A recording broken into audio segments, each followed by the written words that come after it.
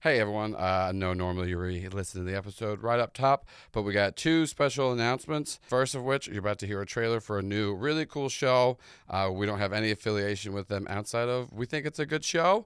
I got to meet with the GM and one of their players and talk for a while. You're all really going to enjoy this. It's very new. I believe there's only 3 episodes out, at least right now while I'm recording this. So you can catch up with it very easily. It's called Skull Tenders. It is a D&D 5e homebrew game, and it's super fun. The GM they have a really cool idea. They're kind of in this weird limbo world where souls go when they're not ready to fully die, and then 3 of the people from that world get sent back up topside to go wrangle some souls and whatnot. So far, what I've listened to, I've really enjoyed. I think that it will mesh really well with our audience. So go check out the trailer for Skull Tenders that's about to play right after this, and then go check out actual Skull Tenders. Just look up Skull Tenders. You can find it wherever you get your podcasts. Second of which, I will talk about this at the end of the show as well, but I just want to bring it up now. We are running our Indiegogo campaign for SS Bad Ship, the brand new show that I will be producing along with 4 brand new cast members, and I'm really excited about it. We have hit our initial funding goal of $4,000. Thank you so much to everyone that's donated. We are trying to hit up to $7,000. We have stretch goals planned for $7,000. You can get things like making a character that's going to be in the show, even designing planets, solar systems, cool fun things like being in an ad that we run for the show, because we're going to run fake in-world ads during the show. It's going to be a really fun, silly show modeled after old school Saturday morning cartoons meets sci-fi anime. We really love to hit the full stretch goals up to $7,000, and you can help us make the show and be a part of it. So go check out the link in the bio, or just look up SS Bad Ship on Indiegogo and go donate anything you can and just tell people about it. The campaign is running until I believe December 3rd or 4th, so you still have time to go check it out. Do that and check out Skull Tenders. And once again, thank you so much for listening to Oddity Roadshow, and it will be back to normal now after Skull Tenders. So enjoy the episode and go check out the Indiegogo. Stop necromancy. How? Yeah, that's what you're here to figure out. Bye. What? How dare you? Fuck you. Fuck you? Fuck me? Yeah. Where's the drinks? Oh, hey! She arrives and let's see, we got the tequila be killed for, This raises a hand. There's like 13 fingers on the hand. Oh, wow, okay, right there. I hate the pickle man. I want to grab the barrel and mime as if I'm going to tip it over and let all the brine run out on the ground. Oh, you're edging me, are you?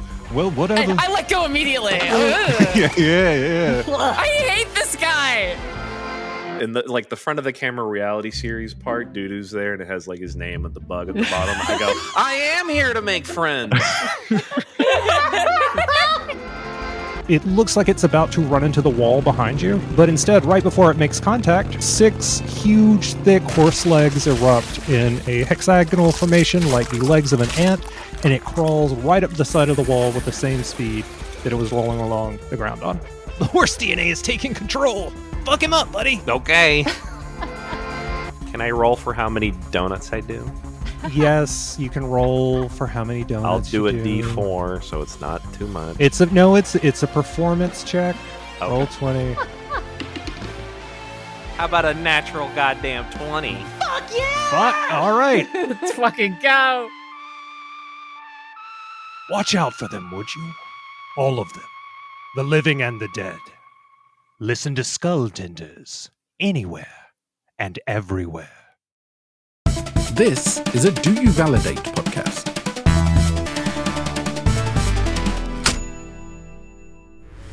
Looking for a little Christmas in July? Trying to spruce up your summer with some holiday cheer? Why not swing by Great Smoky Mountains National Park and visit Santa's Land Fun Park and Zoo? Want a head start getting on the nice list? Stop by the workshop and say hello to Santa himself, along with all his friendly... Don't look inside my mouth. I can't be there. I can't. I can't be there, but you have to tell me where I am. Tell me. Please tell me where I am. I don't know where I am. Food, flesh, and wholesome family fun. This summer, why don't you stop by Santa's Land Fun Park and Zoo, the happiest place in North Carolina this side of the Smoky Mountains. take a stroll through the North Pole as you meet all of your new festive friends. The roller coaster's supposed to be making those sounds. He likes it. He totally likes it. Don't make eye contact. You're all good. Play games, win prizes, and make memories which will last longer than a natural lifetime. And when you chat with one of our world-class team members, or just wave hello to the guy up in the security booth, you'll know for sure that when you're here at Santa's Land, you're family. Santa's Land Fun Park and Zoo, open from mid-May all the way through Halloween. Maybe longer, we've got the space. Don't worry. Everything's fine. Oddity Roadshow, episode 26. Don't tread on these.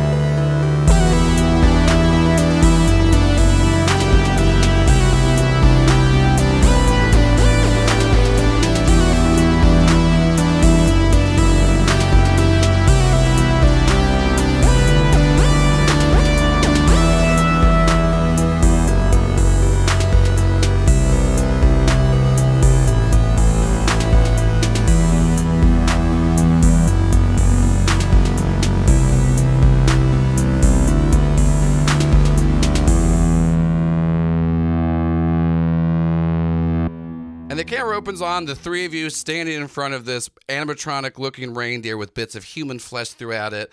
And before we get started, I would like our guest of the episode to say hello. Hi, it's me, the reindeer. Delaney Yes, Jordan. do you have a normal human name? Real quick, give him a little description of what you're looking like at this time and standing in front of him. Yeah, so you guys have about, I'm gonna say, like a 2.5 foot, maybe borderline 3 foot little reindeer animatronic, and this thing like was clearly designed by like a furry from the 50s. This cute little Bambi face. It's got sort of a frontier pioneer girl dress. Its face is articulate enough that it is expressing emotion. It's still sort of moving around with the articulation of an animatronic, and it's just smiling very patiently. Just lots of cheer in its little cheeks. Yeah, and y'all did see this was what Lane had turned into in front of you. What in the rankin' bass is going on here? Hi, everyone. Hi. I'm Snowbill, the friendly reindeer. I don't know if there's a really good show here today, but I'm just so excited to have all you here. I've got Santa, and I've got Jamie, and I've got Marlin, and I'm just so excited to have everyone around. I just want to be clear. I'm just helping Santa. Oh. I'm Ron. Oh, that's right. You're one of Santa's friends. Wink. Reindeer does wink.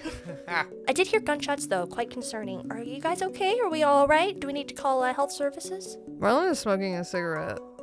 You don't know when he lit it. It's just like rapidly. You know he's gonna light another one after it. He does not. He looks the opposite of okay. Oh, okay. If you could just do that in the staff area, that'd be much, much preferable. But, whatever you gotta do, it's all right. Are we all right? Yeah, we're just a bit frazzled. I feel like the owner in there has had a bit much worse time of it, but not just those were. I feel like those were different gunshots. Oh, okay. Separate incidents.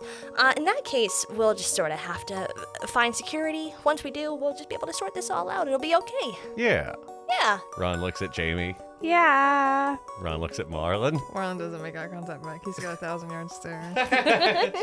Well, I guess let's. We hadn't seen you before. You new at the park? Oh, no. I work here in Santa Land. Actually, me and my family here, my sisters, we all work together as Santa's seamstresses. We've got Mary, we've got Holly Jolly with a hyphen, and we got Happy because they call it Happy Christmas in England. And they're all back working. I'm just out for a little walk. Ron, did you not just see her burst out of Lane's body and kill her? Yeah, no, I mean, you're acting really normal about this. No, you're right. Deer. What if it's like Dodo and maybe Lane is still there? She's dead. Who's Lane? It's that heap of skin and the disconcerting. You're standing in her. Oh. We'll just call custodial services. It's okay. I don't think I think you're missing Marlon's point, which I'm starting to grasp. Hold up. How did you? Lane's dead now. Like that young woman who's you can see the name tag on the vest, and you burst forth out of her body, and now she's. There's not really there's some flesh and stuff on the ground, some blood, but there's not like a Lane carcass per se, because you saw Lane turn into this. Here's a test. Do you have a crush on Marlon? Well, I'm not really sure. I mean, I guess if we got to know each other as people, you could find a sort of mutual attraction. But me personally, I just like to be friends first. I don't think it's Lane. Nor I, Jamie.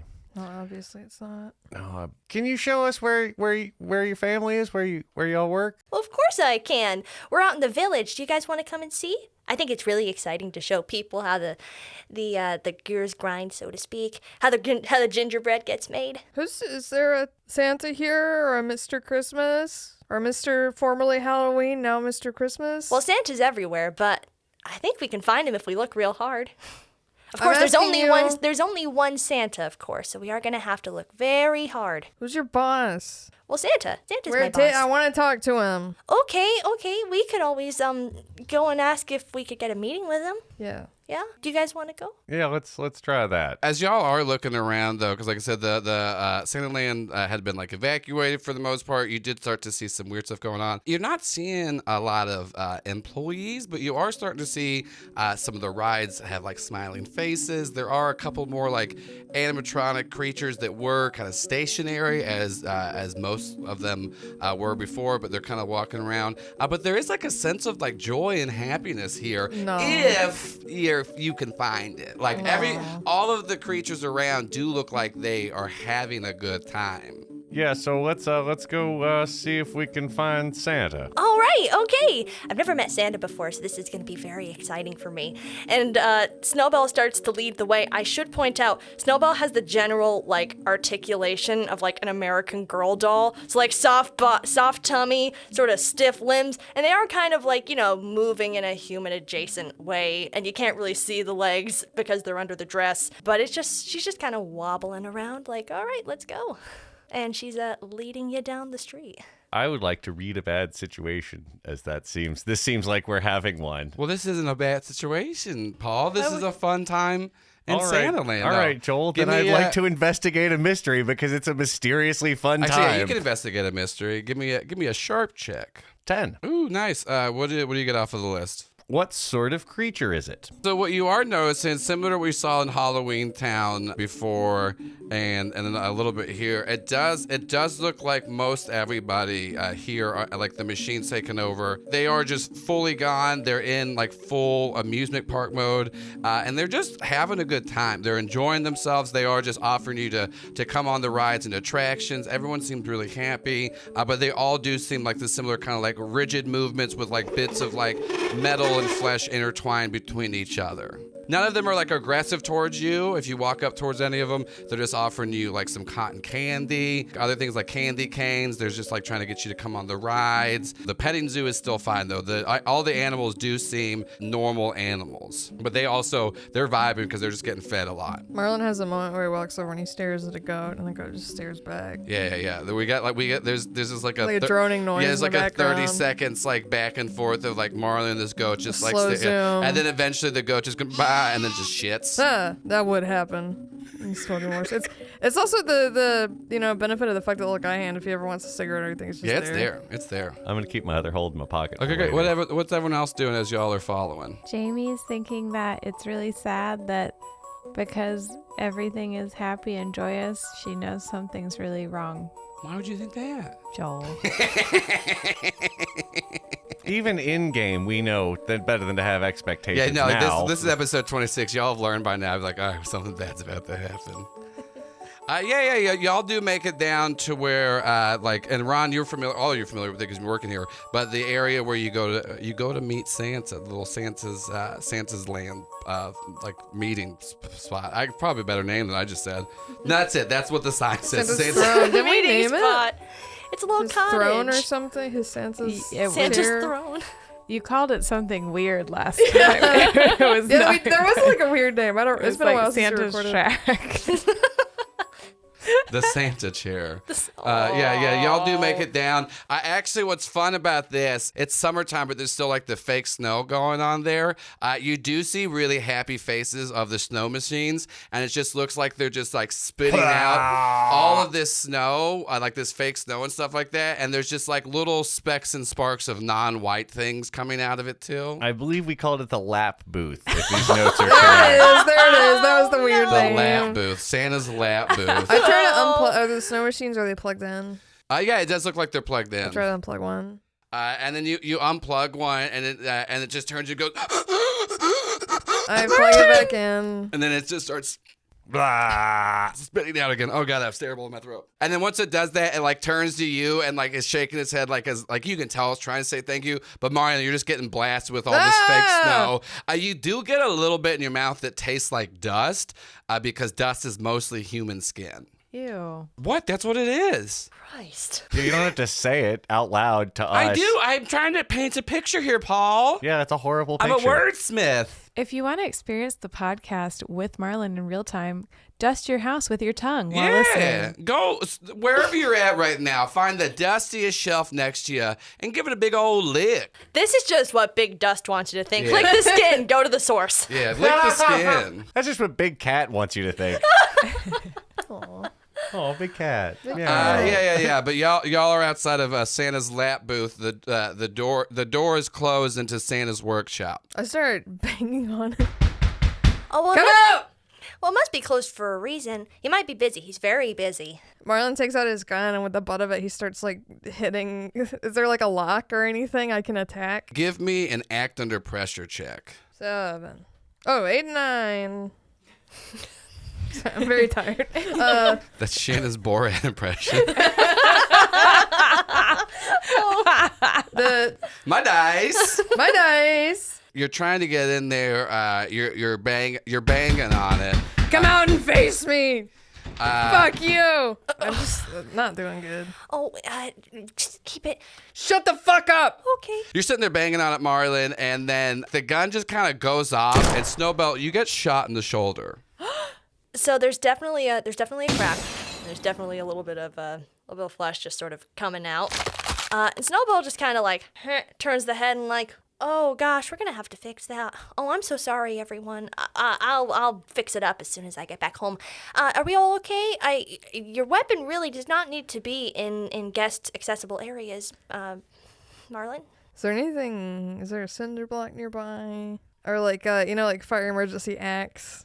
What are you looking for? What are you looking for? Can I help you find it? Oh, I'm good, thank you. I mean, there's like there's stuff around that's like There's a support fire beams. extinguisher full of cold juice, but no axe. Yeah, but there's like there's like some logs and stuff because that's what Santa's lap booth needs to keep Nothing that metal fire or hot. stone. Nothing that's like just laying out on the ground. This is like a park for children. We're not just trying to keep like loose rebar. Is there a trash can I could pick up? Yeah, there's a trash can. He picks up a metal. What does the trash can look like? Trash can like a metal one. Oh, I didn't know if you did some weird Christmas thing. No, this or is if it just had a normal face. trash can. Not everything has a face. This is just a normal trash can. I just pick it up like one of those wrought iron old ones. I just start slamming it against the door. Well, you did break the door handle my bad. off. That was the mixed success was that you Okay, shot. Yeah. Marlon doesn't realize it because he's so mad, and and then it just opens, right? Yeah, it just it just slams open. It just drops down the ground. Yeah, Marlon, as you slam it, this trash can in there, 2 candy canes, one for each hand, do grab your wrist and they're trying to pull you down. As you see these 2, and what's creepy about it, they're 2D. Like they're just kind of flat because it does look like they were inside of like Santa's lap booth. It's like some of the wall paintings of like the Christmas elves, or like holding you down. I was hoping they'd be like gingerbread men. And they go, Halt there! What are you doing in Santa's lap booth? I want to talk to Santa. Santa's not here, and please, little boy, wait in line. And they're like pushing you back with like these candy canes. Oh, I think you better wait in line. We're the line. I think I'm gonna try to shoot one. Kick some ass, and I'm gonna give you a -2 because they are 2D. So like when they're facing you, they're just like a very flat line. Oh, I rolled sneakers! So I have -2, so I get a 0. Well, go ahead and mark that experience so that we can Marlon, avoid this in the future. What happens is you're going to take 2 harm because what you didn't notice, a candy cane was put in the barrel of your gun, and so it just backfires on you, and so you take 2 harm, and your gun is now out of commission. Fuck. Well, we don't advocate violence here in Santa Land. You are a naughty boy. You go on the naughty list. Have the coal. And they're trying to shove coal in your mouth. I'd try and grab Marlon and pull him back from this Apology, cartoon Santa. peril. Apology, Santa. And they start bowing at your feet. Oh, gosh. Nah, that's what I thought. Now, I know Marlon's a bit much, but you leave my friend alone. And Ron looks around for the first aid kit that's somewhere in the Santa's lap. Snowbell looks delighted by this, by the way. Yeah. It's like you got a pet raccoon that's going crazy, and you just pick it up. Yeah, there is one in there for all the kids that bite Santa a lot. There's definitely a first aid It used to kit in happen there. a lot more, but ever since Ron showed up, it's not as big of a You problem. have impenetrable skin, That's why all so the They still bite me, but it doesn't There's a hurt me. bunch of the kids that we refer to as the biters keep coming back because they're like, I'm gonna get through that skin this time. No, sir. Now your sharp little fucking teeth. But now he's mostly bit by bored suburban housewives. That's true. That's true. They're also lining up too. Tiberius Sugarfoot in line with a knife. Why do you think you need a seamstress? I'm always busy. Yeah. But there's 2D elves at your feet bowing, and then Jamie, what are you doing as all this is happening? Jamie thinks that Ron might be accidentally like running things. Like maybe Ron is more involved than he realizes. Also, so she's suspicious.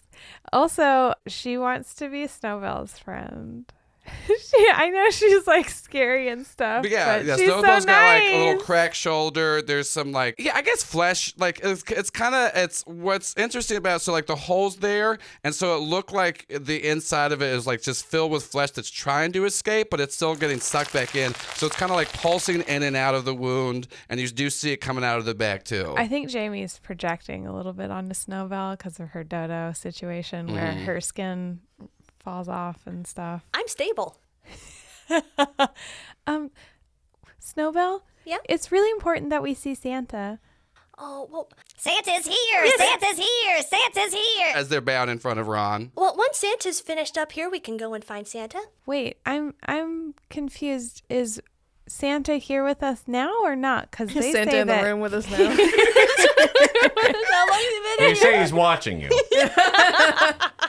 What music did Santa tell you to love? Well, we've got a Santa for everywhere. We've got a Santa for the parades. We've got a Santa for the but of course he's only ever in one location at once. So we have a Santa here. A friend of Santa. He's a friend of Santa. Or do the elves think he's Santa? The elves think he's Santa. Yeah, because he's Santa's friend right now. But of course, maybe he might be friendly with Santa. Wink. And she's winking again. But is Santa in charge? Of course Santa's in charge. It's Santa Land. Well, so is Ron in charge? I'm not really sure. Everyone seems to think he is, though. Ron, make it stop. Make it stop. Ron looks around, realizing that they're talking about him. Finishes up bandaging Marlon's wound there. I think it was the fucked up little guy hand. So I don't how does that? Did it heal? It doesn't heal. It's just like the damage comes from because it's just like the gun exploded pretty much in front of you. So it's not necessarily like it doesn't like Looney Tunes style like shoot out the back of it. It's just like there's like you're scratched up. Just put some Neosporin on there. No, not from the. You're just not bleeding out. Awesome. We can always just go to Santa's main office and see who we find. Yeah, let's head up. Yes, that sounds like a great idea. Of course, it's a ways away, but I think we can all get there together. Marlon's looking in the workshop. Where if you is let him it? go. I do. Well, it's right near the front of the park, I think. I don't go up there very much. Yeah, you're trying to look in the room. There's nothing there. There's a couple of phone numbers that are like you can see discarded from Ron from previous parents that came in there. It does seem like you do see this kind of like weird spots where like the 2D elves like came out of the walls. There's still other elves in there that are still part of the mural. Nothing seems suspicious in there. Santa's workshop. Are there tools there? Probably. It's a workshop. Can I steal a sledgehammer or something? Wait, where is Santa's lap booth right now? Okay. Well, I was saying the door. I was looking in the workshop. Oh, with the kept workshop. saying Santa's workshop. That's the Santa's workshop's towards the front. You're not by Okay. you're by Santa's lap booth. That's when I busted the door open too. Was Of Santa's the lap booth. Yeah. Okay. Yeah. My bad. I thought it was the workshop. No. Yeah, there wouldn't be any sledgehammers in a lap booth. That's crazy. Yeah. Also, Santa's actual workshop would have like fake tools and stuff, but not because It'd be like Tinker Toys. Yeah, this is still a child's park. Well, you elves, don't bother anybody, please. And I guess let's head on to the What is our purpose, Santa? Tell us. Just The line. well, the line forms, just Single file. Tell them to protect us if The anyone elves are attacks trying to us. get Jamie and Marlon to stand in nope, line. they're fine. Oh, They're fine. They're what? coming with us. They've already told me their wish. Tell them to They're- lay down their lives for you if anyone attacks us. You should defend us with your life if it comes to that. We hope it don't. What is a life? If you see anyone trying to get rough with us, you just come and protect us from them. If you see, don't What go. is rough? Just stay here for a while, and we'll come back around and see if there's anything we need to do. Will do, Santa. Stay rough in line. Stay rough in line. Stay rough in line. They were 2D. Yeah. Marlon, do you have your lighter? You have a lighter. Yeah, but I don't want to summon. I just want to use it as a lighter. I do the fuck little guy hand, and it like when you're in a parking lot and you see a big lighter that's been run over, and has been out in the sun. I get one of those, and it works though. Yeah. I was wondering if we could. I give it to you. I don't know why you're doing this, but I'm going along with it. I feel like they're an enemy. No, should I not? Could they have been originally people, or are there just things on the wall? Also, I don't Marlon know. doesn't care. That's I not don't in know character. what's happening. Snowball takes this opportunity to say, Santa, I really admire your talent for peaceful conflict resolution. I try my best, folks. Thank you, Snowbella. You're welcome. I feel like the elves they're just gonna stay here and keep the line in line. So they're not bad guys. But they're just doing their job, Jamie. Well, that's no excuse, Snowbell. We'll have to talk about that later. No, but remember when the guards and they weren't real and we needed to kill them? Yeah, but these fellows they're just gonna stand here. Isn't that right, elves? Rough in line. Rough in line. See, I don't think they's a threat to us. Jamie, really slowly and a little bit sadly, gives the lighter back to Marlon. Do it, Jamie. Dodo? Yeah, no, it'd be crazy. I know what you're thinking. You want to see if these things will burn up. Well, I was just thinking because they attacked Marlon. I'm curious too about it. Well, I don't give a shit about the Marlin part, but it would be crazy to see if they're on fire. I don't want to do it just to see. Come I'm on, doing it to Snowbell, let's, protect my friends. Well, yeah, the Marlin's in danger. Look at him. Ooh, spooky. He's not in danger anymore. Marlon is stomping around looking for a blunt object or something. He's off the deep. He's not doing it. He just got possessed by the fog. You can find a log. There's Like a 2x4? Yeah. It's like Super Hans holding a 2x4. That's exactly the vibe. Yeah. Crack. I feel like because you want me to do it, it means I shouldn't do it. Because I'm not trying to force you to do it, but you had the thought first. See, this is the thing, because you remember you said don't bring up stuff if you don't bring it up, but you're the one thinking I kind of want to see if they're set on fire, and that we've been bonding, and I'm just saying this could be like a Jamie and Dodo thing. You don't have to do it, but I also am curious. Can they be set on fire? Here's what I'm not going to do it, but I'm going to tell them I'll do it if they hurt my friends again. All right, do it. Yeah, but do it like forcefully, like really scare them. Ooh. Okay. Snowbell, sometimes Jamie just has little conversations with herself. It's nothing to worry about. That's okay. Mental health's important. Listen here, elves. You can stay here like Ron told you to. Who's wrong? I think you mean Santa. Santa. But if you hurt Santa, Why would I hurt Santa? or me, or Marlon, again, I'm going to set you on fire. Santa said to be rough. Not with us, remember? What is fire?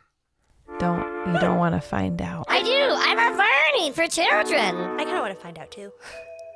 All right, well, if we're all Tell me what fire is. Tell me what fire is. Jamie lights the lighter.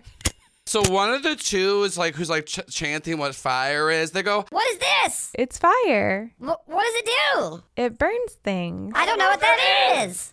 And one of the elves puts his hand in it, and then what happens now? No, you go away forever if you are on fire. Who's gonna control the line? Who's gonna be rough for the children? well, then you better do as Nobody. Jamie says. Nobody. Yeah. Anyway, I feel I'll like burn the children. Nope. Oh, All right. Gosh. Oh gosh. All right. Oh no. If the children get out of line, we burn them. Santa, I think there's a lot of confusion surrounding this situation. Yeah, Can we maybe get some clarity? No, this is going off the rails faster than when the Candy Cane Express went off the rails that one time. It happened really slow because it's like a children's and old people ride. Yeah. All right, elves, stay here. Don't do anything. There won't be a line. We'll come back and tell you when there is a line, and you should do anything. For now, just stay inside the lap booth. Tell them not to set children on fire. And do not set children on fire. I don't want us to be responsible. Yeah, with that. I want to be real clear about that. They just stand there very still, and they're confused. He goes, You said not to do anything, and then you said to do, and which one do we? Go inside of the lap booth, But that's please. something. I know, and I'm telling you now. You said do nothing first, once and then you you said get other it, things. once you get in there, then do nothing. Then the fire? Nope. Why did you show me fire? You asked. We Why tried did you to. introduce me to my favorite thing and then take it away? That's not what Santa does. Santa gives. And if you're very good by waiting here and doing nothing, just stand right there. You're fine. You're doing But I'm great. not. But you said to stay. No, but and now do it's I go fine. You don't have to go inside. You can stand right there, and and just don't do anything. If you do that, great. I'll come back with fire for you. And the kids? The kids will also. They may not come back, but we'll get you fire. Your new favorite thing. All right, let's back away slowly, y'all. Snowbell waves goodbye. they wave a little goodbye to you. How to catch a Yeti wave. Jamie waves goodbye with the lighter lit and then gives it And back to they're Marlon. just like staring at it, like they're like following like a cat with a laser pointer. Well, let's Snowbell lead the way. Oh gosh, I'm sorry about the confusion. I thought for sure that he was gonna be in his little seat. But we can try again in his workshop. Yeah, let's swing on down. It's a bit of a ways away, but I think we can get there. And then she just sort of, and the flesh is just kind of, it's doing its little business on the shoulder, just so we all know. Little flesh business. Flesh business. I think they don't like fire. Except, well, they liked it, but it. What? Huh? You ever seen fire before, Snowball? No. The North Pole's actually quite chilly. Now we actually don't need a whole lot of warmth in our cottage because of all the fur that we've got, and we quilt very nice blankets, all that stuff. But I think that this was a very exciting experience for all of us, and I'm glad that it's all been settled. Jamie takes lighter again and just holds it near Snowbell's shoulder. Snowbell's excited. Snowbell's very excited, but. Yeah, that hole in there is just, it's not pleased. It don't like it. Okay. But Snowbell is just like. It's pretty, right? You have to be really careful with it, though, so I'm going to put it away. Now, here you go, It's Marlon. just like the Northern Lights. Okay, I'll hold on to it. Run. What if you use your trowel on her shoulder? Hey, good idea, Marlon. Hey, you want me to see if I can help you out with your shoulder there? I got a bit of a green thumb when it comes to first aid and trauma medicine. Wow, that's incredible, Santa. I would absolutely love to try it if you think anything will work. So Ron tries to do the trowel into the hand cultivator, which we've established has healing properties. Yeah, and give me a weird check. That's a 4. So So I just stab her, huh? You put the hand cultivator inside of the little shoulder wound, and you start to see the flesh recede back in, and then you start to see Snowbell start to shake and convulse, and you start to see her fold in on herself, and then appearing where she's standing, you now see just Lane standing in front of you, and bits of rigid metal and gears are sticking out of Lane, and she's bleeding out of her mouth a little bit as she's just standing in front of you silent. Ron pulls she's in the there. cultivator back. And you pull it back out, and then Snowbell reforms, but now this time there's more cracks around Snowbell's body. There's bits of flesh coming out. There's even you see one of Snowbell's animatronic eyes is now the same eye as Lane's. Is it just open in fear? Yeah, open in fear, and Snowbell's back. I don't know if that worked all that good. Santa? Nor I. Sorry about that. I do appreciate your trying to help. No, that's what I do, and Ron gives a wave. Oh, well, thank you anyway, Santa. Well, let's see what we can find down at the workshop. And so there are people, so don't set them on fire. I think that might not be best. No, if the elves were people. I think it's best to just. Well, everyone's family here in Santa Land. That's not Ron. That's just the sense of employment as family. That's Paul. That's just Paul responding to that idea. And Marlon's just skulking around and also trying not to look at the face of the deer now. He knows Lane's in there. And he doesn't like it. At least it wasn't his fault this time. Of course, Molly would think that. Jesus Christ. He's also jealous that all the things are listening to Ron. But Lane has a crush on Marlon. Yeah. Marlon, not a hot guy. Marlon, who notoriously loves women. Yeah. Marlon, I love women. Oh, you do? That's so nice. I'm so happy for you. Marlon, give me a woo check at a -2. 6. Yeah. So, there we go. Water. Bonafide for-real spit take right here on Oddity Roadshow. I didn't find him okay. Marlon, you just let out this giant woo, and then there's another like animatronic reindeer that's like walking up. Holly Jolly wasn't. Holly Jolly hyphen. Holly hyphen Jolly. Holly hyphen Jolly.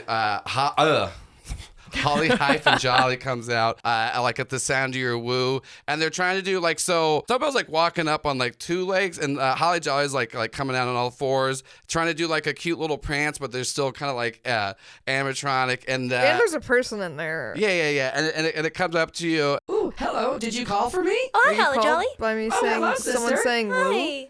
That was the Holly Jolly call. That means that you want to have fun. What does fun mean? Fun means good. That doesn't. What the fuck? Would you like to have fun? No. Oh. Oh, Snowbell, do they not want to have fun? Well, that just makes me feel real bad because everyone should have fun in Santa Land. Does that mean that I'm doing bad at my job? Oh, Marlon. Oh, no. Marlon, what have you done? Yeah, I want to have fun. You want to have fun? Does that mean I'm gonna get turned into a fucking monstrosity? What do you mean a monstrosity? What's that? It's really fun. So there's lots of ways to have fun at Santa Land. You can meet all your friends here. Yeah. All of our family.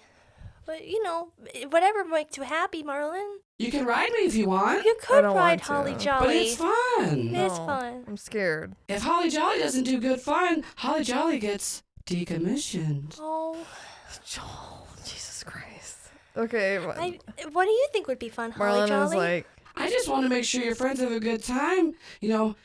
Santa's always telling me that, dreams are just like sleep. They really are when you think about it. That is a lot. Santa says a lot of really smart stuff. He also says, why would you get paid when you can work for free for children? Holly Jolly, I really want to meet Santa. If you lead me to Santa, I'll have so much fun. Okay, are you ready to go to Santa? Yeah. Okay, everybody, get your Santa wishes ready. Snowbell clenches her eyes shut real tight. The lane eye is still very open, by the way. Yeah. Little Is it like fist darting around? Darting around. Still very open. Very open. And then Holly Jolly takes about 4 steps to Ron. Here's Santa.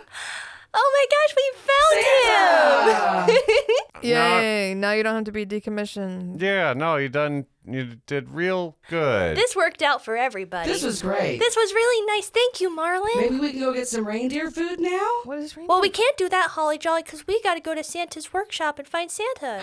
We gotta find Santa. We got to find Santa. Okay, Santa, can you help us find Santa? I'd be happy to. Yay! Oh, thank This you, is Santa. fun. I like your friends. I like my friends, too. I'm so excited. I've never had any friends outside my sisters. I know. I always thought that I was kind of, just your friend and that was enough for you, but it's okay. Oh, 'cause well, you in are. Santa Land, there's always room for more. Holly Jolly, you're enough just the way you are. Oh, thank you.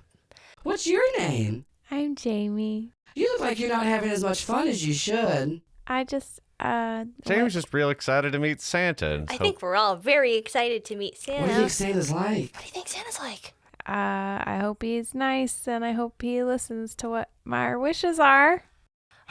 Well, if you tell Santa your wish, it's sure to come true, Jamie. That's exciting, because my wish definitely will have impacts on what is happening. And I'm right sure you've been now. real good this year, right? Yeah, Me too. No, yeah. Oh, I am could good. just tell by looking at you, Jamie. You're a lovely person.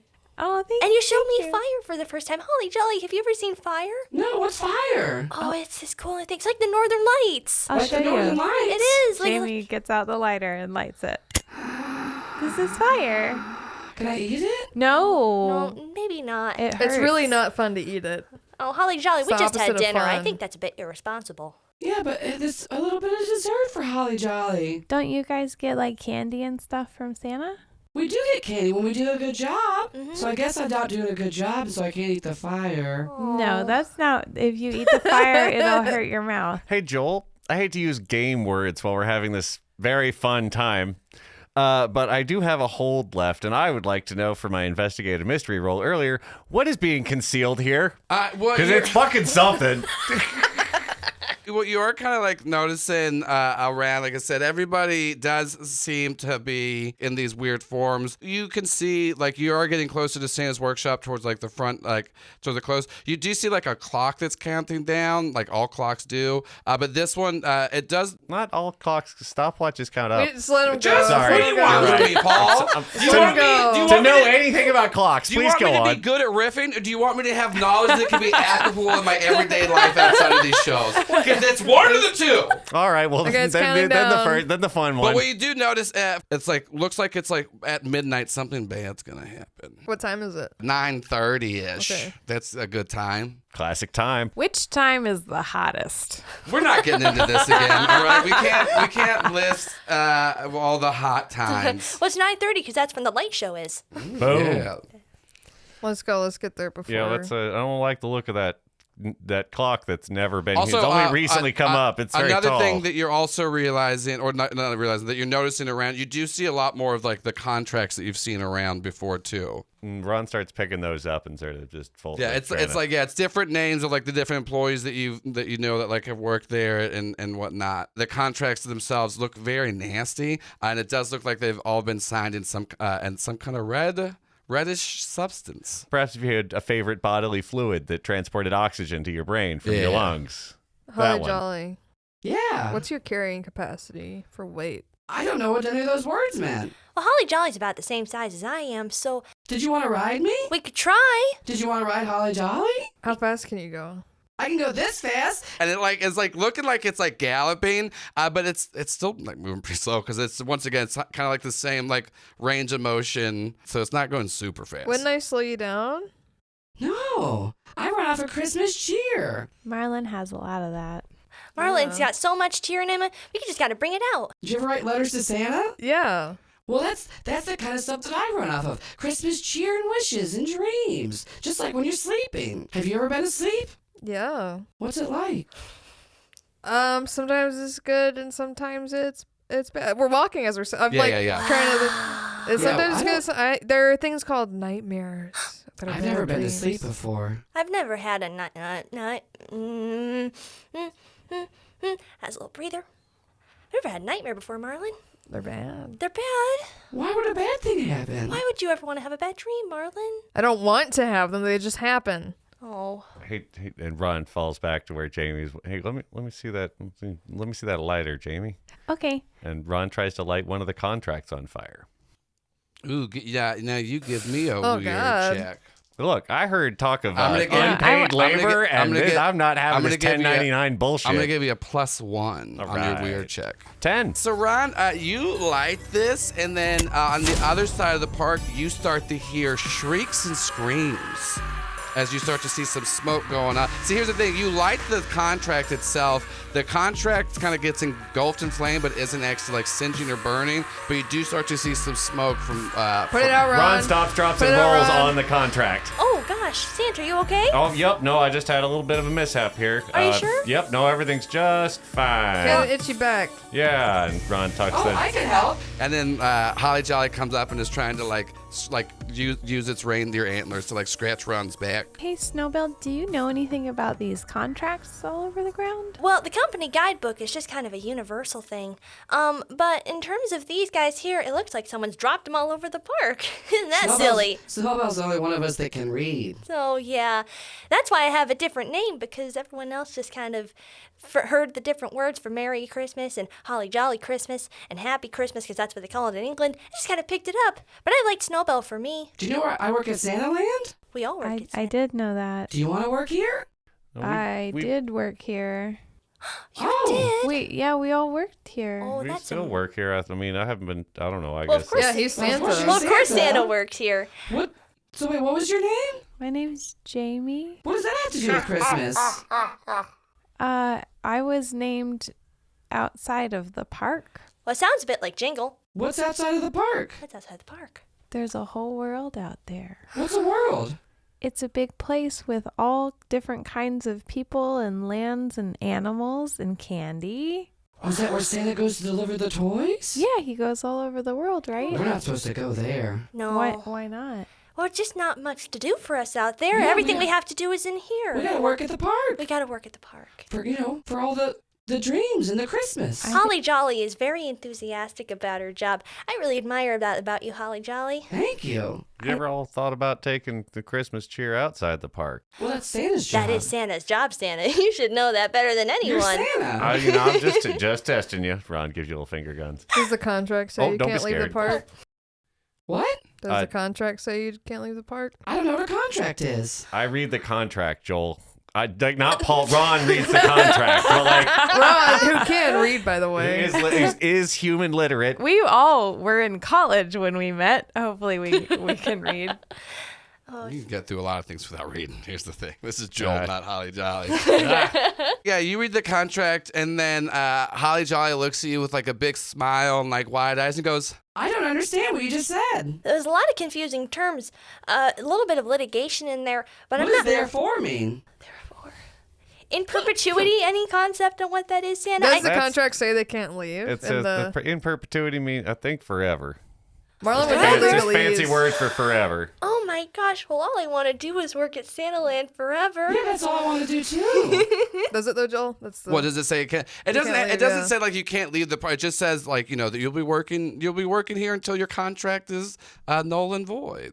But it isn't because it's in perpetuity. I mean, who knows what that word means, in or out of game? Speaking as a legal professional, it's funny what you can write down on a piece of paper. You just put words down, and then Usually, you don't get supernatural forces to do your Yeah. enforcement, though. No. Like that's part. It's sort of unique. Seems somewhat extraneous. Well, let's. But you have made your way up to Santa's workshop at this point. We have. Oh my gosh, guys, this is so. I've never been in Santa's workshop. This is the best moment of my life. And it just kind of starts Harper family. don't- And there's And then Holly Jolly goes up and puts their hooves on you, and then you start to see both Snowbell and Holly Jolly's bodies kind of shake, and then they merge together. And then they turn into their human forms. And so you see Lane, and then you see another one of your old coworkers.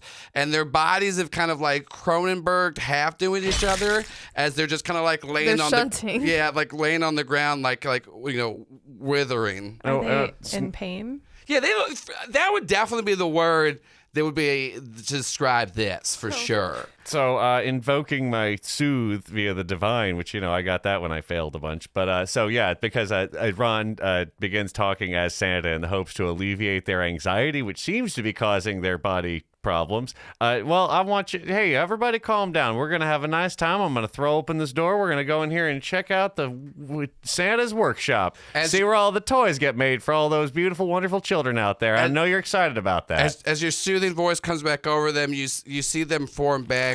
Now Snowbell forms back, and Holly Jolly's head is sticking out of her shoulder.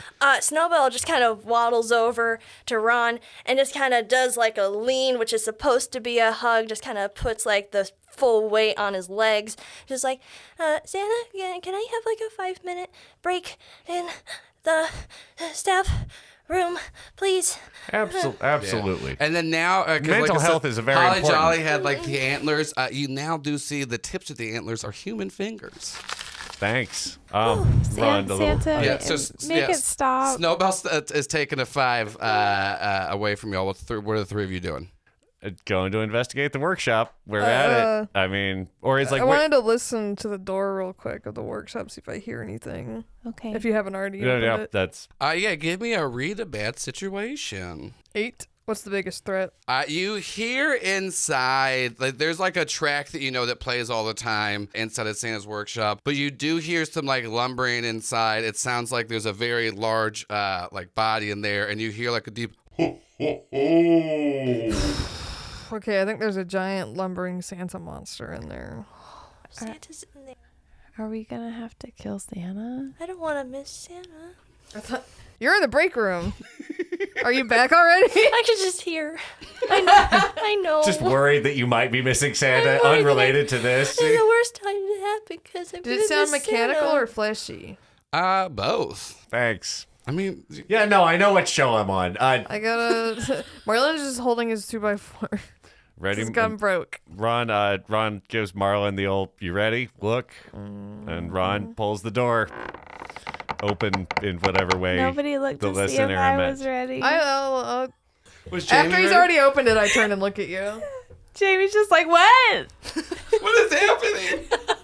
Yeah. You open the door and you see this very large mechanical Santa, very rotund. It's got like this, like, it looks like Santa's face. Remember from the movie Face Off, where they cut off around like that and then they replace it? It does look like the face of Santa is fleshy, and then the rest of it is like animatronic. It's got a little bit of it's like teeth or candy cane mixed with human teeth, kind of interspersed throughout there, and it just turns to you and goes, Ho, ho, ho! Welcome to Santa's workshop. What can I make you, little boy? Well, you can try making this all make a little bit more sense. Well, I live in the North Pole, and whenever good boys and girls and little theys do a good job, we send them presents. But if they aren't good girls, boys, and theys, we give them coal. Ho, ho, ho, ho! and he starts like vomiting up coal, lumps of coal. Is this the normal? Have we Yeah, heard? the Is normal this... kind of coal that you would see people No. vomit up. Is that what you're gonna ask? That was not what I was gonna ask. Is that the? As opposed to flesh coal. Yeah, no, like which is just. No, this is normal coal. No. The question is this the normal like machine? Is this what like Is this the a animatronic? coal-related question? No.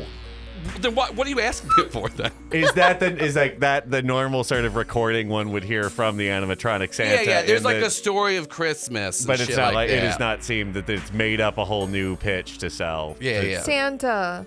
Ho, ho, ho! What can I get you, my little boy? Would you like to ride in Santa's sleigh? No, I've been very good this year, as you What is your know. name? Is it on my good list or my naughty list? My name's Harold. I was a Harold. good employee. I don't. Okay, let me look through it. Let's see. A's, B's, Jamie is grabbing the coal off the ground and shoving it in her pockets. E, F, G, H. We're at the H's now. Don't worry, Harold. And now let me put on my reading glasses. That's what I thought. Joel did that without looking at any reference material. Yeah, that's the hardest I've ever thought on this show. Harold. Now, what is your last name, Harold? I have quite a few Harolds here. Harold Hill. Harold Hill. Yes. Okay, let's go down the last. A, B. Yeah, so he's just kind of like reading through slowly, and he gets Harold Hill. Oh, look at that. I don't have a Harold Hill on my list. And actually, there's nothing written on here. And it's just a bunch of scribbles. He's just got like, The kids aren't supposed to see that part of the machine. Yeah. Well, that's my name, and I've been very good. Well, I'll be the judge of that. Let me give you the good test. What's There's the good cookies test? out. And your mother Yes. says you can't have them. What do you do? I don't eat any of them. Are they for Santa? You pass! Yay! Now let me give your friends the good test. Look at you. Look, big man here. Look at you, my big boy. You're so beautiful. Yes. Let me give you a good test. Oh, all right. You see a squirrel in the street and you think, oh, I wonder what this flesh feels like. Do you proceed? Proceed with what? What the fuck Voight-Kampf bullshit is this? Like, what is the... Marlon's shaking his head. Ron said, no, I don't. I mean, I don't proceed. I'll leave the squirrel alone. I don't proceed with whatever weird impulse. You sure? Yeah. And it sits there a little bit. You have passed my good test. Finally, little girl, come closer so Santa can see you. Jamie gets like a little, just like a half step closer. And what is your name? Jamie, And what do you want for Christmas? I want my friends to go back to normal. Change is a part of life, Jamie. Just because they were one way before doesn't mean they aren't good now. Jamie is... One of my friends was a manager and now she's a reindeer. Let me give you a good test, Jamie. One of your friends tells you, hey, I would like to make a big change in my life. Will you still accept me as who I am? Does their big change harm others? Who knows, Jamie? We can't tell the future. All we can do is have the best of intentions. What if my friend wants to become an axe murderer? Jamie, there's too many qualifying questions for Santa here. I don't condone that. That's a bad thing, Jamie. Not condoning your friends changing. You're Into on axe the murderers? Naughty list. What? Jamie- Out of everyone in this group, me? I'm on the naughty list? Jamie, you start Dodo! getting pelted with like coal in the face. At this point, Snowbell, you do come back. You see Jamie is getting pelted as Santa's shooting coal at her. Oh gosh, there's been a bad misunderstanding. Jamie, what happened? And she runs into the path of the coal shooting out at Jamie. I told Santa I wouldn't like my friend if they became an axe murderer, and he said it made me mad. She's putting words in my mouth.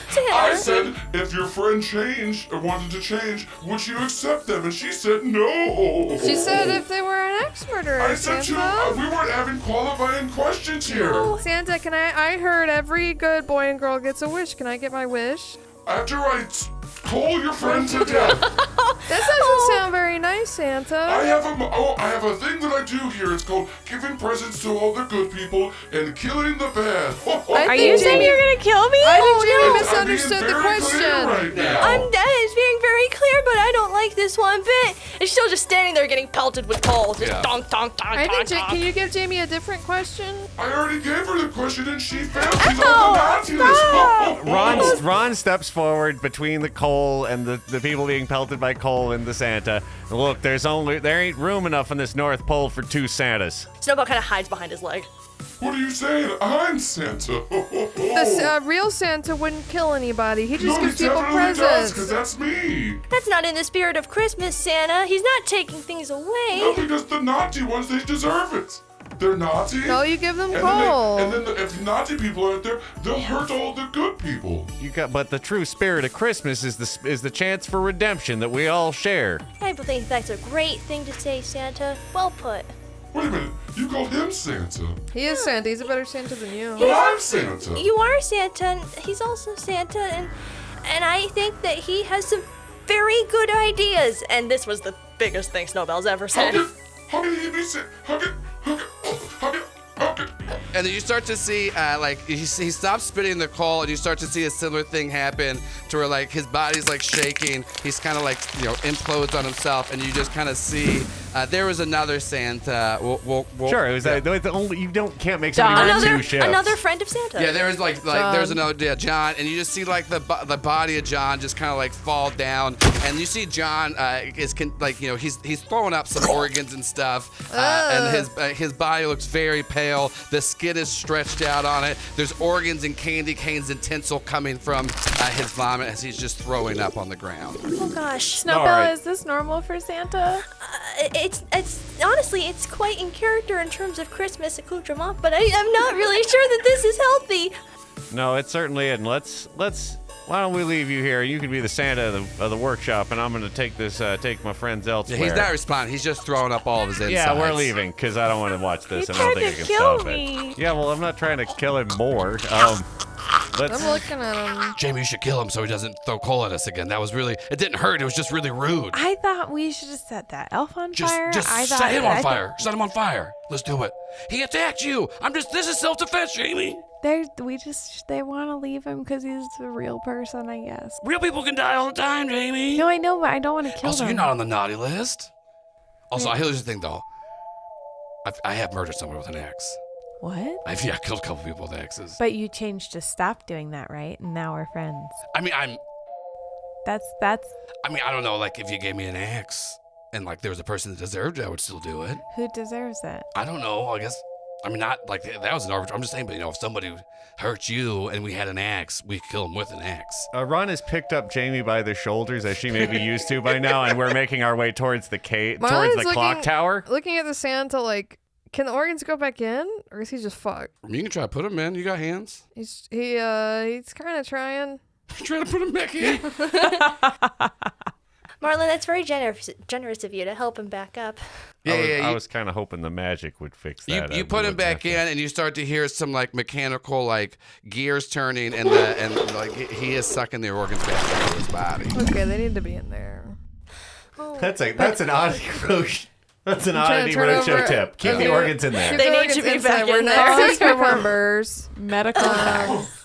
He's like he's trying to turn over a new leaf and have less casualties and stuff, and maybe that'll keep that guy alive when he comes But is back. he gonna turn him into murderous Santa Hope again? not.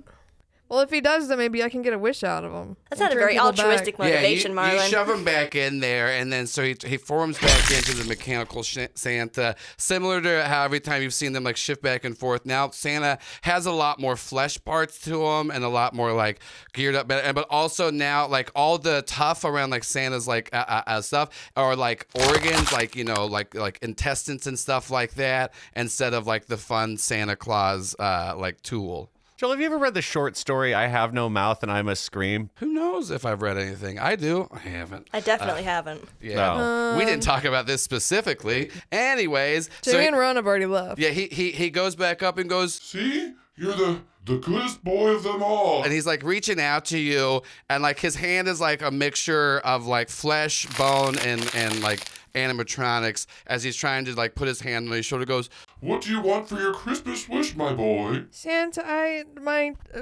friends got turned into animatronics. Can you turn them back? What if they want to change back? That's their new change. You said change is good. Change is good. And if that's your wish, well, let them it into be people. granted. Ho, ho, ho. Thank you, Santa. and then you start to see red and green lights turn on, and a little bit of glitter falls down from the ceiling. And he goes, Wish granted. Wow. Santa, that didn't do anything. That's what happens when I grant a wish. Okay, thank you. Have a good I'm so time, my happy. boy. Merry and remember, Christmas. tell everybody if they're naughty, I'll call them to death. Ho, ho, ho. Bye, Santa. Bye, Snowbell. It's very good to meet you. Santa knows my name. Oh my Santa, you're gosh. bullshit. he's just like, it's like you say that, Ron's far enough away, and you see him like trying to spit some coal at you. He doesn't get you. As you're walking away, you hear Jodo say, "Hey, Jamie, do you smell that?" Smell what? Okay, well, these things, they smell a little different. I smell something though. I can't really. Do you mind if I take the nose real quick? I just gotta be on go the ahead. outside. Yeah, and so like you're like just part of your face kind of turns, and you're like a bit cassowary, and then Dodo's like doing this thing. He goes, "There's someone else in the park, but they don't have the same kind of, not the same kind of mechanics or something like that though. It smells okay. It's not Actually, Lilith? I think there's two. Okay. That's interesting. Hold on, wait. Let me. Jamie, I noticed you're doing a bit of a toucan Sam there. Can I? Yeah, Dodo thinks he smelled something, so I'm letting him use my nose. Does it smell like demons? I don't know. Does it Ask smell like him. demons? No. No. Good. This doesn't smell like demons so demons. much, but it's like I said. Well, there's two. They're kind of they're not close to each other. Which one do you want to check out? One kind of smells more like what is this? Some kind of like some kind of crystals. Some kind. Okay, and then the other one smells kind of, I don't know. It's weird. Have you ever smelt greed? No. I can smell. Those are the two, crystals and greed. Which one do we want to go after? Can I ask the group? Yeah, sure. Just, but you don't have to ask Marlon, though. Marlon and Ron, should we go after the one that smells like crystals or the one that smells like greed? Mammon is the demon of greed. But Dodo said it doesn't smell like demons. Mammon could probably disguise how he smells. We do whichever, though. Whichever I'm fuck one's- it, whatever. I whichever got a one's Belphegor closer. thing. Which one's closer? I think the crystal's a little closer. Okay, we'll go to that one. Jamie, that was a really cool thing you just did. Yeah, I can transform like you. Wow, you can? Yeah. Oh my gosh, that's just so exciting. I really love what we can all contribute to this friend group. I really admire what you just did, Jamie. Thank you. You're the- Thanks for your help, Snowbell. I don't want to get ahead of myself because it is just a day at work after all, but I think you guys might be my very best friends. Aw, that's so nice. And Santa and Jamie and Marlon and Santa back there, he got around to it eventually, and Holly Jolly's shoulder just kind of goes like and I'm like, oh, okay. Yeah, yeah. Holly Jolly. Can't really talk, but what you can tell Holly Jolly's trying to like chime in. The fingers are twiddling. I think Holly Jolly was happy to meet you too. This has just been a wonderful day for me. Well, hopefully it'll just get better. Marlon's just grimacing. Yeah, so you're making your way towards the Crystal one. It's back in the security booth that y'all had, or that Marlon had gone into before. You hear Dodo inside. You go, yeah, it's definitely coming from that booth in there. Did you see some smoke coming out? Not a lot, but there's a little bit of smoke coming out. They're in the booth up in there. Well, let's try and sneak up on him because I don't, just it'd be fun to give him a surprise, Snowbell. It would, wouldn't it? I love a Christmas surprise. Yeah. That being said, we really do have strict fire procedures, and I think that we ought to follow them very succinctly. We'll see if we can. Okay. Well, here, I'll grab this cold juice. This is a big fire extinguisher full of it. Who's going up? Me. It's going to be me. Strong man. Yeah, Shannon is pointing at me as Marlon, as Shannon also. Yeah, like, go Santa! I'm turning back and forth between What are you doing? Yeah, no, I'm taking my cold juice and I'm going upstairs. I'm just saying, like, are you like going to open the door? You doing it slow? Like, what are you? Okay, so I'm gonna creep inside, open the door to the thing. So you said the fire looked like it was coming from upstairs in the booth, or is it just in the booth? It's just it's just like a smaller. It's not like a multi. It's just like it's like a little security booth. Yeah. Yeah, I'm gonna kick. You know what? Let's go. It's a fire. I'm gonna kick the door down. Are you kicking down and just spraying right away? No, I'm gonna look first, but yeah, you kick it down. You go, oh man, what's going on there, man? It's not my weed, guy. Oh, hey, what's going on, Ron? Man, it's me, Guy Rando. Remember? Yeah, Ron sprays him a little bit. Oh shit, oh man, and he's like, my joint, and he pulls out another and goes, anyways, man, yeah, so. Everything was going crazy, and I was with y'all, and then that nutcracker tried to bite me, and then, like, this stuff kind of got in me, and I was like, forget about that, man, and I made it forget about me, and then, like, I walked away, and, like, now, but then, like, I came back in here to hide. I was trying to find y'all, and, like, man, these security guys, they got some pretty dank bud here, man, so you want a little hit? Yeah, you know what? I could probably take the edge off. Ron, is everything going okay up there, Santa?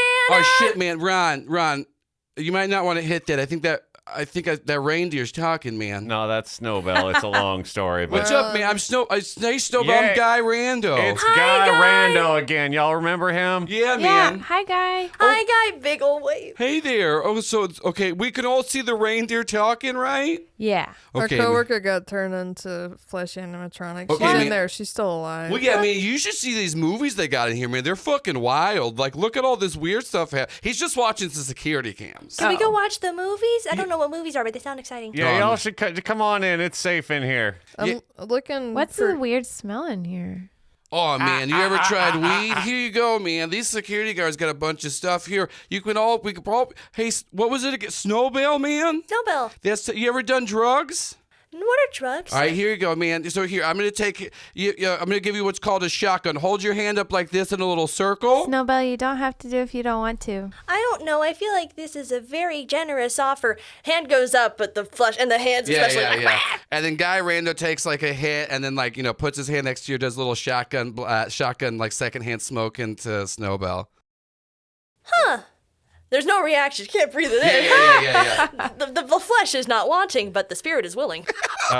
Ron's looking at the So cameras you while see this the is different going on. cameras. There is a mixture of like some of the rides are that, but then also you see some are like transforming back into like the human forms, similar to what you've seen every time. Like there's shift back and forth. They're like the humanoid form is like more mechanic, vice versa. The mechanic form is more humanoid, and you just see this is like happening all over the park. One of the things like you can like rewind the tapes a little bit, check some stuff out. It does seem like the intervals between each of the changings is happening like faster and faster as it's getting closer to midnight. Can I find any guns to put my anti-demon bullets in? Yeah, man, this is the South. There's for sure guns at a children's park. So that's what I'm messing with because my gun's fucked. Yeah. But I want to, if I hear greed, I assume, not for sure, but I assume it's demon, so I like. So you don't have to roll for this, and nothing fully happens, but at one point when you're like messing with it, at one point y'all do just see Marlon like put the gun in his mouth and then snap out of it and take it out. He's clearly in a fucked up little guy state for a second. That's awful. Yeah. But nothing. Yeah, he's like, yeah, man. Anyways, so I've just been like kind of held up here watching these like weird ass movies. I don't really know how to like change the channel. I'm more of like kind of like you ever seen, the Great British Bake Off? Man, it's like real chill vibes. I love that show. Yeah, but these are kind of weird though. I don't understand the plot of most of this, and there's not subtitles. Man, I don't really read subtitles, but it makes me feel intelligent. Snowball attempts to tap with her non-articulate hand whatever button she can just kind of reach, just sort of quietly help with boop, boop, boop, boop, hey maybe I can change it, boop. Boop. Oh man, that's crazy! You're making the ones change into the big screen of the small. I didn't understand how to do that. I am. Yeah, oh, man. Wow. So what's the Guy Rando group doing, man? Are we gonna get high or? Guy, I think at midnight something terrible is gonna happen. I also think Mayman might be here. Oh, here's the thing about midnight, man. If you're not doing blow before midnight, you better not do it because you're gonna see that sunrise, man. That's not a good time. But if we want to get party, we can do it, man. Well, I feel like if we want to see any more sunrises, we better find that clock tower and that smell of greed. Who's Mammon? He's the demon of greed that I made a deal with. Oh, man, that's crazy, man. You guys get up into the craziest stuff, and that's why we're all friends, man. We've been in it together. You're friends with us too? Oh, we friends? We are friends. Oh, that's great, man. My name's Guy Rando. Snowbell. Oh, did you tell me that already? I might have, but it's okay. That's great, man. Anyway, so I'm friends with the reindeer now. Meet my new friend Snowbell. This is Ron. And he shakes the antler hand. He's shaking the. And this is Jamie, and this is my best friend. He's my best man. I swear to God, me and this guy have been through it, man. This is what was it again, man? It's Marlin. It's Marlin. Marlin, man. Yeah, I mean, we do this little bit back and forth. I don't even know how many times we've met. Oh man, who does, man? Numbers are just kind of more about the vibe, man. Okay. Well, I think that this is a great vibe. Oh man, me and this reindeer are hitting it off great. So what's the plan? We're gonna go be demons? We're gonna stop the demons from possessing our friends. You think the demons possessing people? I don't know. Like Snowbell is a wonderful friend who is also our coworker Lane on the inside. So we want to try to get Lane out. Oh wait, you got another person inside you, man? Look at the eyes. What? Yeah, man, she's just got she's got that one eye that looks all mechanical, and she's got the other one. Is that crying? And sort of attempt it. Actually, she can't even reach the eye. She's attempt. You do see the Lane eye is just it's not just because it's even sadder if it's just small tears occasionally. Why does everyone look so sad right now? Did I do something? You didn't. I think you maybe ate somebody, man. If you got somebody inside, did you kill somebody? Did I kill somebody? I don't think so. I've killed a couple people before, man. Here's the thing: you just gotta breeze past it, man. I didn't kill anybody, did I? Did she, man? We didn't do anything to Santa, did we? No, we didn't. He's fine. No, Santa's fine. Yeah, I mean, Santa's not even real, man. That's just what they tell kids. He's joking. No, Guy man. is so No, funny. man, because I have... No, God, I'm right here. Yes, No, man, you're Ron. Santa, you're real, right? No, man, this guy's named Ron. I saw him up in a spaceship, man. But I remember my parents told me Santa's not real anymore, and I wouldn't get gifts because I'm a bad kid, and I made him forget about me, Now, hold on. man. How would you not get gifts if you were bad? Well, if they Santa told me. wasn't real? Well, no, they told me they were the ones giving me the sense. gifts, man, and that I just kept, fucking with them and all their friends, and I kind of bankrupt my family. Guy does a lot of drugs. Oh man, you guys want to get high? And sometimes people who do a lot of drugs are wrong about things. Well, I didn't think anyone could be wrong about things before, but I guess that does make sense. Were you saying I'm wrong, man? About something. Maybe. Let's find out. I bet if we go down to that clock tower, we might be able to find out what the real truth of the matter is around Have you here. ever fought a demon? You don't see Guy anymore, and you kind of forgot when he left. Let's go to the whatever. Thank you, listeners, for checking out this episode, which is called Idiot NPC Battle Royale. Like a dream in the night, he's gone. The Snowbell definitely doesn't remember. What is the Snow? I will say Snowbell remembers Guy, and then and Snowbell just remembers that he just kind of was like, oh fuck this man, and just walks away. He was like, Bye, Santa's Guy. not real. Bye. Bye, Guy. It was nice meeting my new friend, I guess. Okay, Dodo. Yeah, what's going on? Where is the greed smell coming from? It's coming from the. Remember we found that the dead owner's saw? Yeah. It's coming from around there, I think. Okay. All right. So the greed smell is near where we found Saul's body. Should we go back? Hey, grab one of those joints real quick, though. No. But we could maybe for later. No. It's not even heroin. It's just like a babies can smoke weed, Jamie. What does he want you to do? I saw a baby smoke weed once. It was funny. I didn't make it do it. That would be pretty funny, actually. It's got like this. It was like a little tiny joint too. The parents got that kid taken away very quickly. He wants me to smoke weed, and he's telling me that it's funny when babies do it. It's pretty funny. Tell me you could do it later if you want. I gotta fuck that little guy and put drug supply. We have an endless supply of drugs from Marlon. Okay. We can do drugs later. We'll do it later. If we want to. What kind of drugs do you want to do? I don't. All right. Well, the sign says you are here, which means we just need to make a left up ahead, and we'll be able to cut around the cotton candy cloud machine. Oh, but why would you want to walk away from the cotton candy cloud machine? That's one of the coolest things in the park. No, I know, but we gotta. You see Hi Jolly's fingers wiggle. Well, maybe we'll stop by there after we get done up at the where we're going. Good organizational skills, Santa. After you gotta prioritize, you're gonna make it all after around. Snowbell says that, you see like her body start to shiver, kind of break down again, and you see like Lane and your other coworker like merge together even closer, and Jamie, like Lane's hand is like reaching out to you. Lane, we're doing everything we can, and we're gonna get you out of there. And it's just kind of like trying to crawl towards you. We can't touch because that's how I got infected. Lane, I know it's rough, Lane. We're working our best. We're doing our best. And after you get better, maybe you and Marlon can hang out. Marlon suddenly has a big flask of whiskey he's just drinking from the fucking little guy. Yeah. There's like something. I was trying to think of what would be on the flask. Something really distasteful, like boobs or something. I was thinking like a "Don't tread on me." Well, I was about to say it's like it's a "Don't tread on me" snake, but it has huge boobs. And it's not just a picture of the boobs. It's like where it's actually like in It's 3D. And so it's like it's so impractical to hold this in your pocket because it's just it's so distasteful. Ginormous. Don't tread on me titties. Don't tread on these. Oh fuck yes! That's what it says. Don't tread on these. Episode title. That's a good. Don't tread on these is good. Yeah, he just slams it and throws it into a trash can. And then like at this point, you see Snowball like form back and now more like humanistic, gross qualities in her body. And there's like you can actually see like inside of Snowball's chest, you can see it's kind of like a see-through now, as you can see like a heart that has like wires strung into it and like mechanical pulleys, and you just see it like slowly beating inside of Snowball's heart. And Snowball, you just kind of wake back up and you're reaching out to Jamie. Sorry, Jamie. Did you need something from me? From me? No, you're good. We're just gonna go. Why does everyone look so nervous? We're gonna go see Santa, right? We're just real excited to meet him. That's all. Okay. I mean, I hope you guys aren't too nervous, because Santa's just here to make all of our wishes come true. Santa just tried to kill me. Well, I mean, Santa may have made some executive mistakes in the past, but I think that it's all in everyone's best interest, right? To make sure the North Pole is doing okay, right, Santa? And that's just what we're gonna go find out right now, Snowbell. Okay, and Snowball just kind of reaches up to hold Ron's hand, because this is a very emotional moment right now.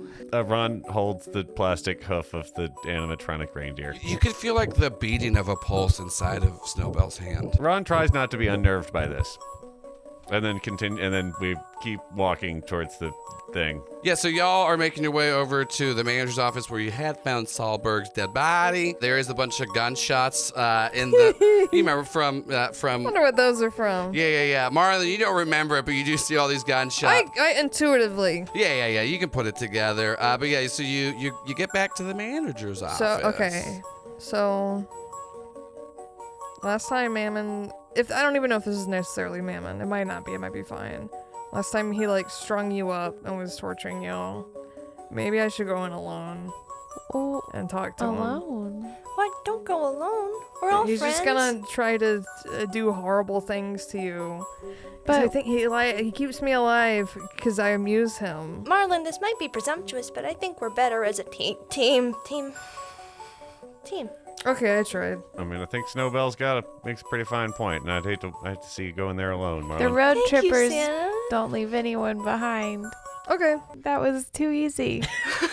I mean, I had to say it once to get it off my conscience. No, I appreciate you looking out for us. I know it's burdensome, but we're doing this together. Marlon, I think that you're an inherently caring person, and I appreciate that about you. Thank you, Snowbell. You're welcome. Ron opens the door in the building to try, Yeah, you open the door. You see Sahlberg's dead body on there. There are some gunshot wounds in it. No blood coming out because it was shot post-mortem, so the blood had stopped pumping. But yeah, he's for sure still dead like he was before. Honestly, I'd go and say more dead than before because, time passed, and he was dead before, and I don't know if you get more dead, but he is. He's sleeping.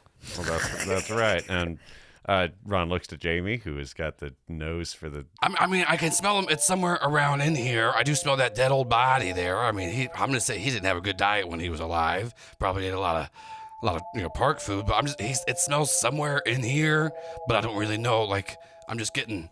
It's definitely in this, room maybe. I don't know, though. But we can't see him.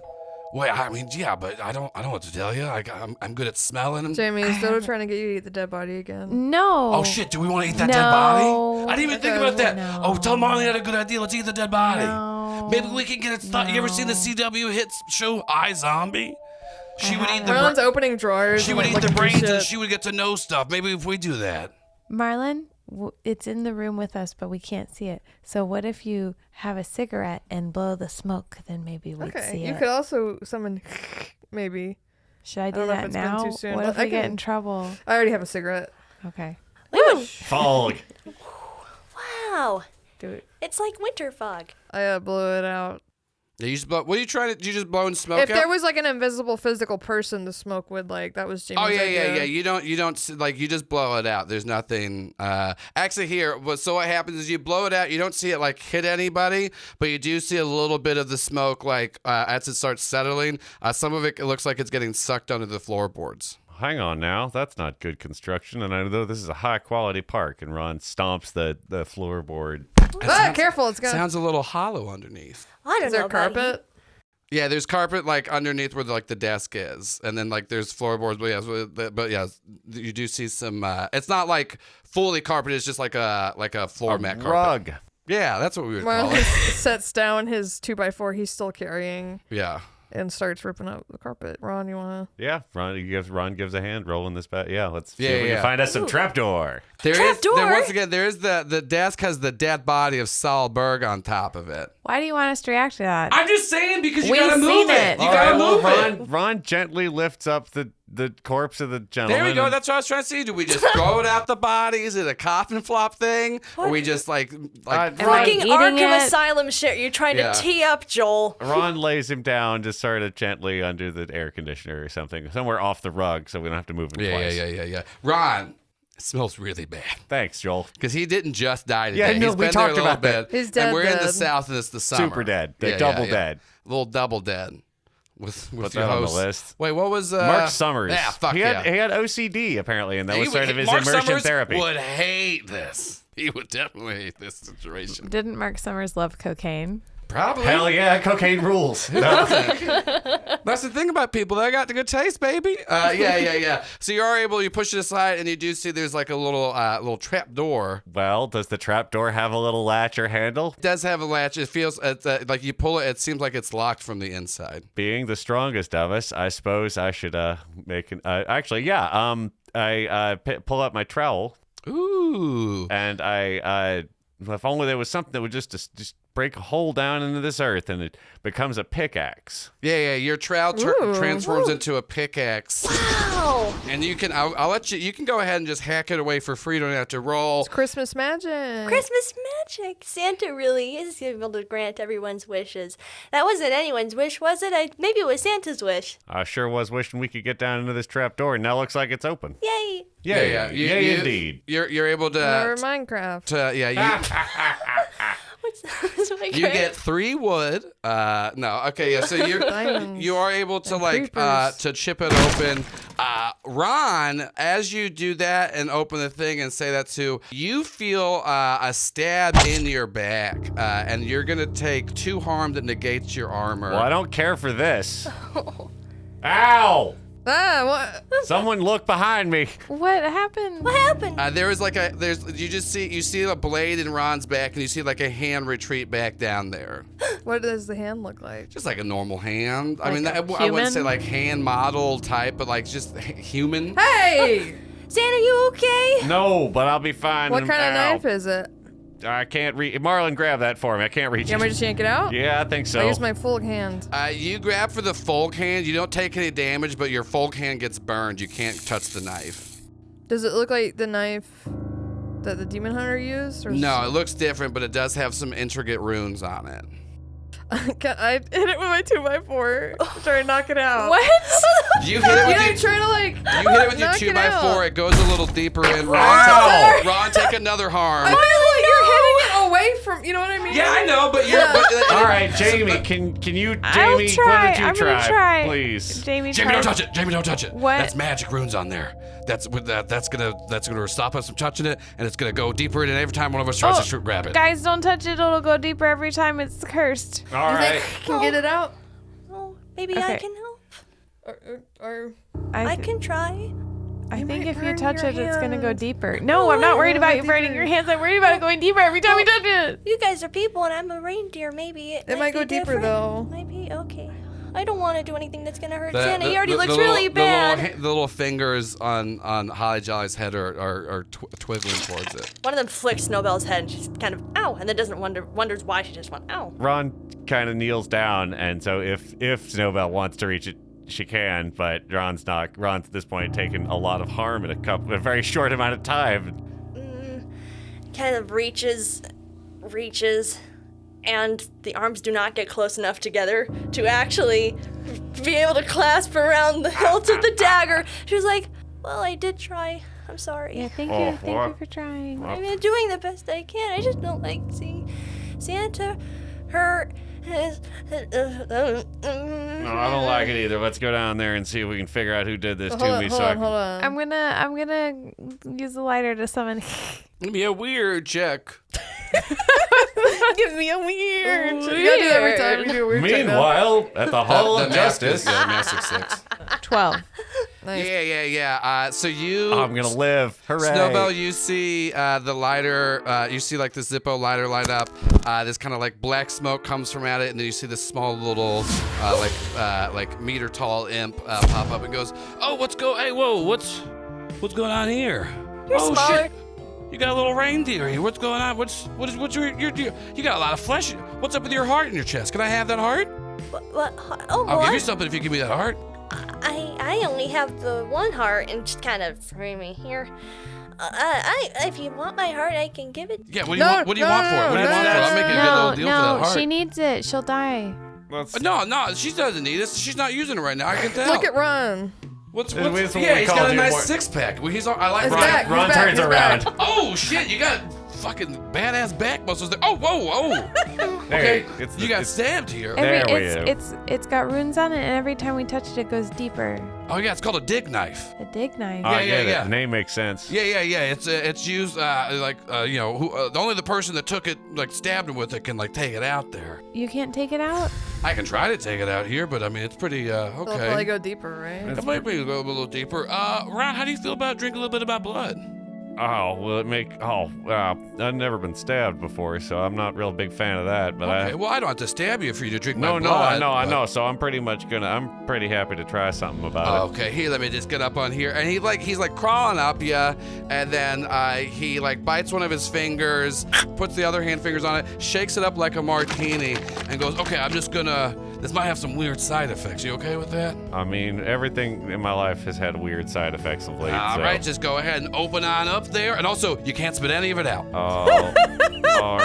Yes, yeah, I know. I know. I'd hate to get all over the floor. No, I gotta get all of it in there. Sure. Okay, here you go. And you see him like tip up his finger, let it go, and then it doesn't look like he should have this much blood, but I'd say like a full pint Ew. of this imp blood is just like pouring inside of Ron's mouth as you're gulping it up. Big gulp.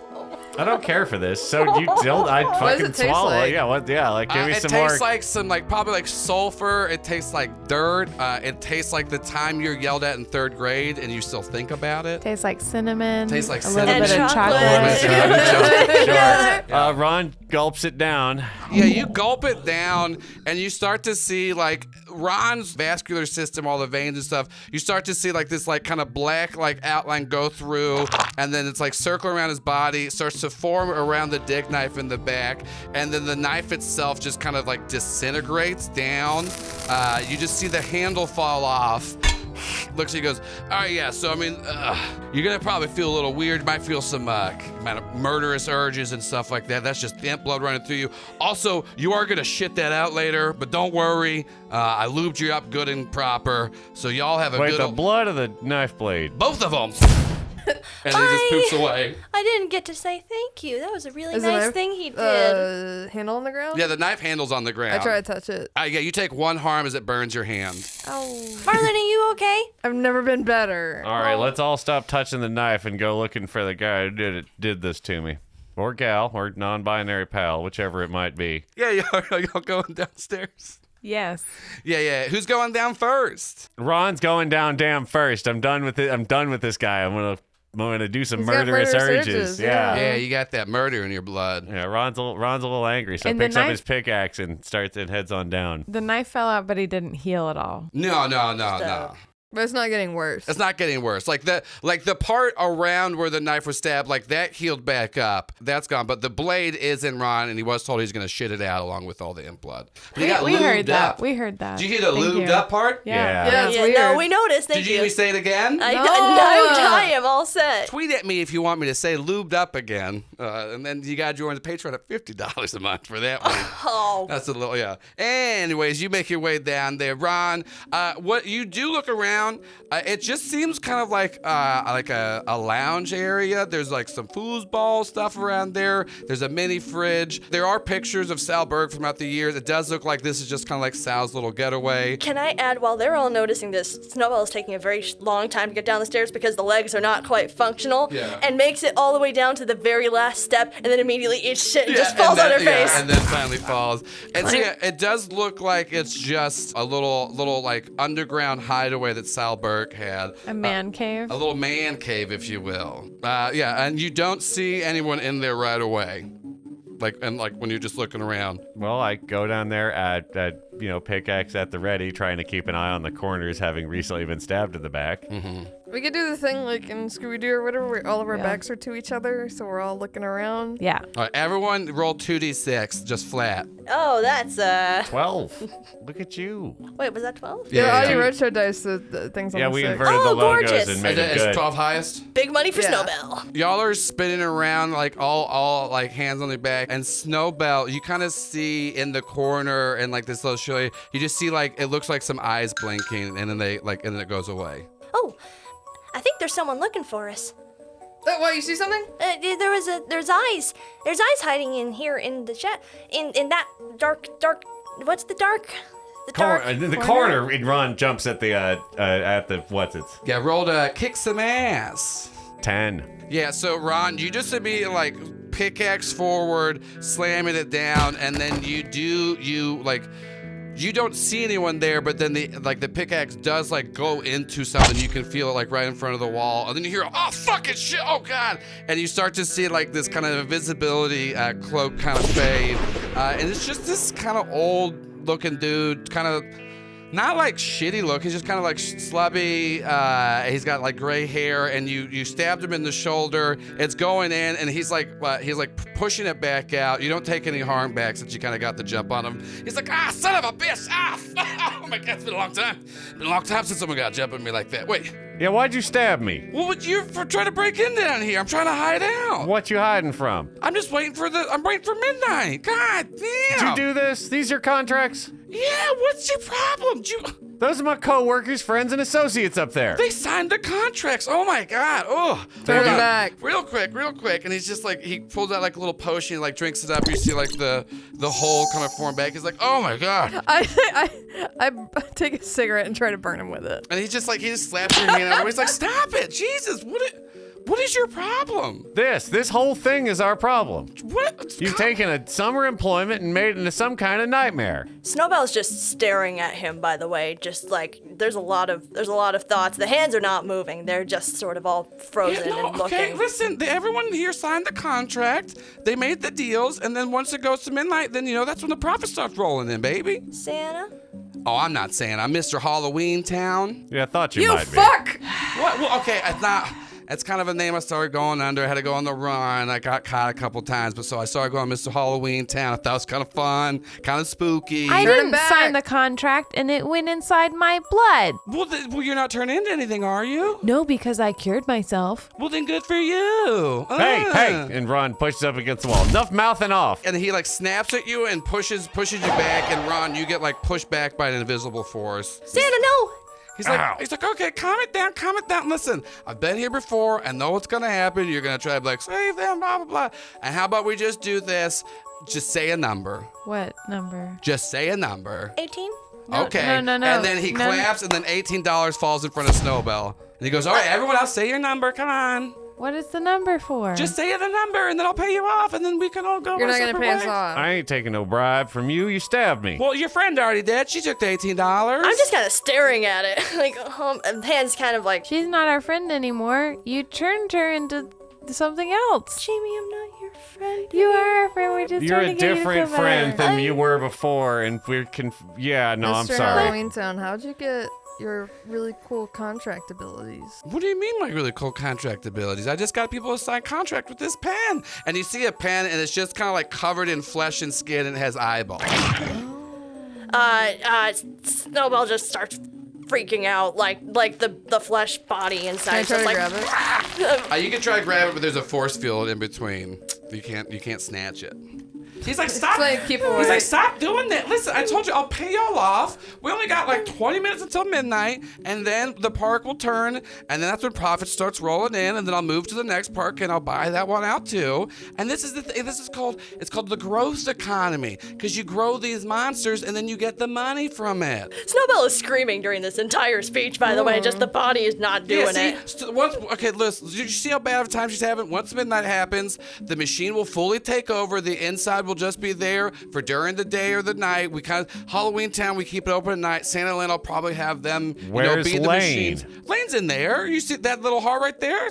Yeah, see the crying eye too. Don't look too pleasant for Lane. That's what you see how it's beating so slow. Once the machine fully takes over, all I need is Mr. Halloween Town. Yes, that's me, Mr. Halloween Town. What's your number? Say it, and I'll you just. have to turn everyone back. I don't have to do because anything. I have friendship contracts. is priceless, and if you don't, we'll kill you. Oh, you're not the first people to try to kill me. I'm just saying it's easier if I can just bribe. I'll kill y'all if you need me to. We won't be the first ones to try, but we will be the first to succeed. Oh, the big girl there. Okay. Dodo? Oh, there you go. I hear that. I put my gun away. Yeah, you call for Dodo. You don't hear anything, and then you kind of see some like runes around like the ceiling. He goes, yeah, do you really think I'm just going to let y'all walk down here? And I'm not going to be, I will say, your big man there with that six-pack, he got me good. I was trying to hold the invisibility spell. But, like, yeah, y'all pretty much just walked into, I don't know, you ever walked into, like, like a mage den before? I got this place booby-trapped out the ass. I didn't start it here, but once I killed Saul Berg up there when he turned me down for the contract, I did kind of take over. It's got a nice little place. We got some Fantas over there. If you want a little Fanta, that's a pretty good drink. Fago. Little Fagos. Is my full hand working? Can I summon stuff with it? Yeah, you can. Is it still working? Yeah, you got like drugs and stuff. He's like, yeah, no, like I said, I mean, once again, I can either just kill you or you can just take some money and leave. Either way, I just got a little bit till midnight. I don't much like your tone, and Ron focuses hard on the pickaxe, which, as we've discussed, or the sort of pitch of this is that, it busts through any material. Like I would like to break up the floor and ceiling so that there is a. So it's like forms into like a sledgehammer. There you go. So yeah, and Ron starts swinging at the runes and floor and ceiling to try and disrupt that. Give me a weird check, and I'll give you a +1 since you're using. Nice. That is a 12 now. Yeah. So Ron, you're just like one by one were these runes, and you're just slamming on them, and like they're cracking every time you hit the sledgehammer. He goes, oh shit. Okay. Ah fuck. Oh damn it. Oh fuck. Okay. You're helpful, aren't you? Okay, you're pretty annoying. Okay, I'll make you a deal. I'll give you half of them back. All of them. Ron, keep swinging. Dodo. Every time he hits a room, Snowball just like jerks in pain. He's like, okay. Oh no. Listen. If you kill me, none of them are gonna turn back, though. That's the thing. Why would we believe you? What? I mean, you can take your chances right now. Well, looks like we're running out of runes. Slam. Then how do they turn back? I mean, I can turn them back, but we need to make some deal here. I'm not just gonna give up this whole park here. I'm not gonna walk away empty-handed here. Another rune. Slam. He's like, once again, that's fine. If you want to kill me, do it. I've had a long road, but I'm just saying, let's make a little deal here. Obviously, He's got imp blood in him. He's got some bloodlust going on. We'll hold him back if you can. What deal do you want? Well, you bring some stuff to me. You told me what you want. What are you gonna give me if I give you these people back? I said I'd let you live. Slam. Your life? Well, I mean, what else though? Swinging the deal.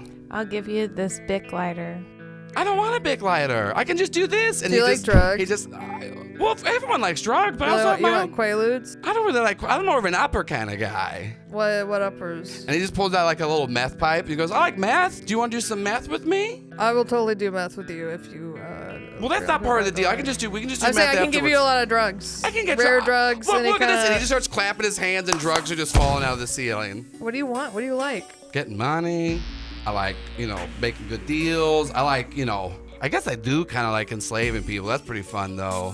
But like I said, they're not like people by the time they're done with it. Like the people version is so you can like move the places around. It's a lot easier to move the machines if they can walk, opposed to like if they're like the big things and the maintenance a lot easier. So like your friend over here, like once she's fully turned, she'll be the best reindeer in the park that we got. And then whenever her friend's there, we can just do the maintenance on the human version. It's a lot easier, a lot less upkeep, and then we just kind of switch them back and forth. So you provide health care to your employees? I wouldn't say provide health care, more as park maintenance. How much money do you want?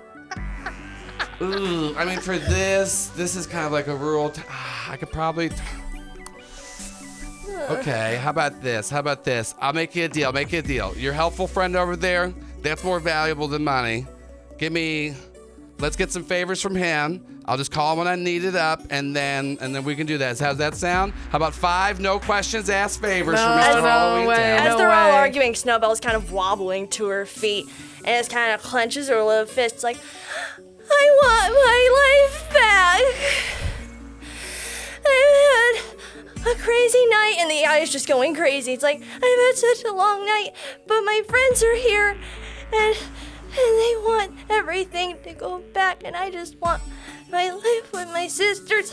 And it's very heavy in pain, by the way. Just and you start to see like Snowbell's head staying still, Snowbell, but parts of the body is like transforming very rapidly between like Snowbell and Lane, getting like more and more mixed as it goes. I had so many dreams, and a lot of them came true tonight, a lot of them didn't. And if you could give me anything, I want my life back. Okay, y'all drive a hard bargain. 2 favors from the helpful. Another rune smash. Where do you put the pen? Where do you put the pen? He's just got it on him. You have to turn somebody back to prove that you can even do it. I don't believe you can do it. I can do that. And he goes, by the way, I want you to know, your friend Snowbell, though, she won't be around anymore. What? Yeah. Like, they want to turn you back. I You'll can go do to it. sleep, which is a dream. No. You just won't exist anymore. It's not a dream. It's just, machines don't dream. You're just going to die. What's dying? I can do it though. I'll here, watch. Yeah. I'll turn it in there, and like he like clicks the pen, and then like he tips it on his finger a little bit, and then is writing that, and he goes, and your contract is now null and void, and then he like signs it, and then Snowbell, you fall on the ground, and then like turn back into yourself, and you see Lane and this other employee just like on the ground, gasping for air, as they're just like both like covered in sweat. They're covered in this like weird mucus, almost like placenta-like thing, as they're just like screaming in agony and pain. Why are they in pain? I mean, they just de-merge from each other. It doesn't feel great there. But, like I said here, I've proved it to you. Now Snowbell's gone. I can do it for the rest of them. And like I said, just 2 favors from the helpful, and then we'll be good to go. Tell us what the favors are now. No, I said no questions asked favors, and I get them, and then I'll leave, and I'll turn everyone back. We got 5 minutes till midnight. That's a horrible deal. What do you mean it's a horrible deal? We don't know. What if you make him help you enslave another group of people? Oh, you want me? Okay, 2 favors, or you save everyone to the park. Which one do you want? Ooh. 1 favor. No, 2 favors. 1 favor. 2. 1. 2. Ron, now being kind of leaning into this murderous urge thing, although not intentional, like it's not, kind of feeling the takeover. You break like the final seal, and then turns to face. Well, this guy whose name we don't actually know. It's Mr. Halloween Town. Well, he said he started going by that. But yeah, Mr. Halloween Town. And Ron starts pacing towards him, breathing real heavy. He's like, 2 favors. Come on. He's like hitting the sledgehammer into his big palm. Jamie turns into Dodo. Thump. If she can she?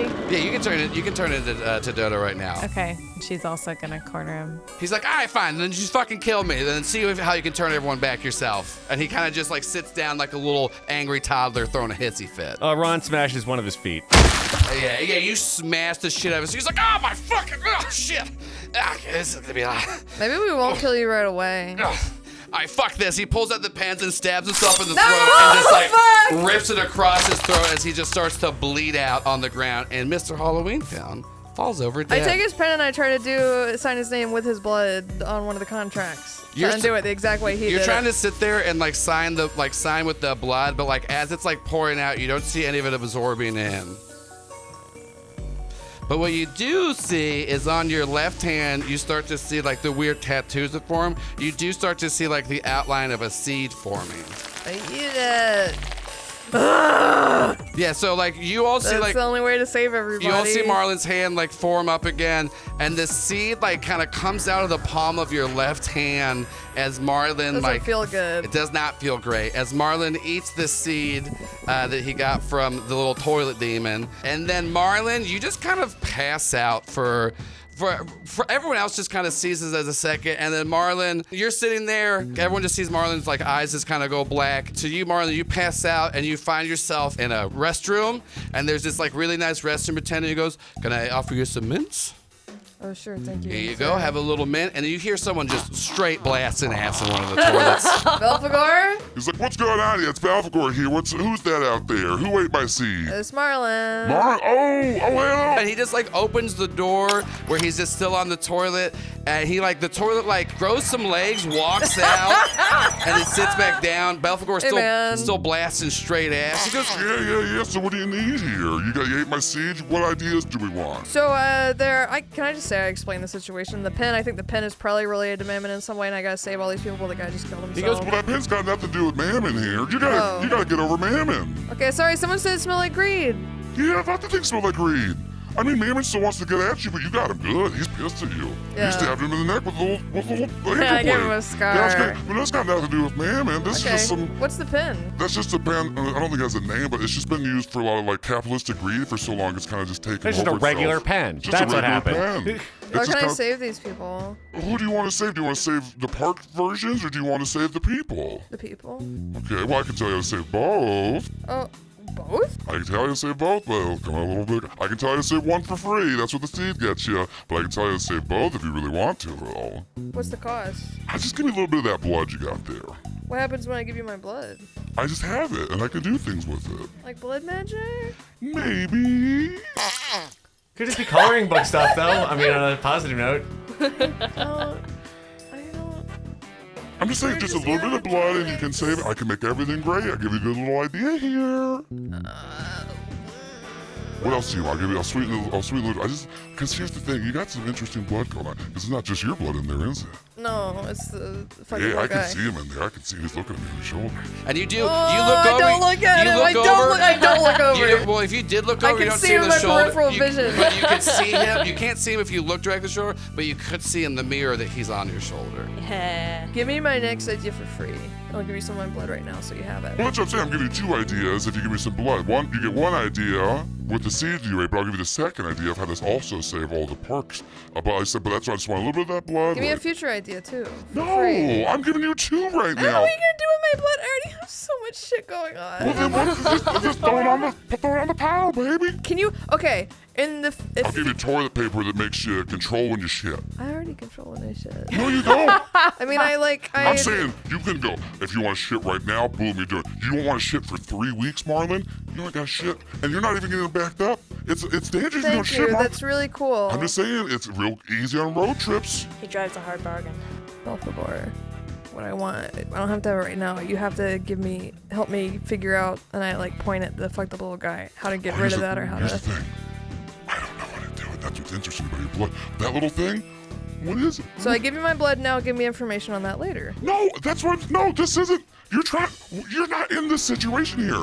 I can give you the idea that you already got for free, and that's what I'm saying. No, you can leave the restroom, or I can give you the second idea, and you can do that. And also, if you want another one later, just hit me up. But I'm saying give me some of that blood. I just like. And then he reaches down into the toilet, pulls out a small vial, and then it's gross because he uses his mouth to clean it off. It was already gross. Yeah. This It's whole even thing is grosser. And then gross. It's gross. It's grosser. And then he goes, just this much, and it doesn't even look like that much blood. Like.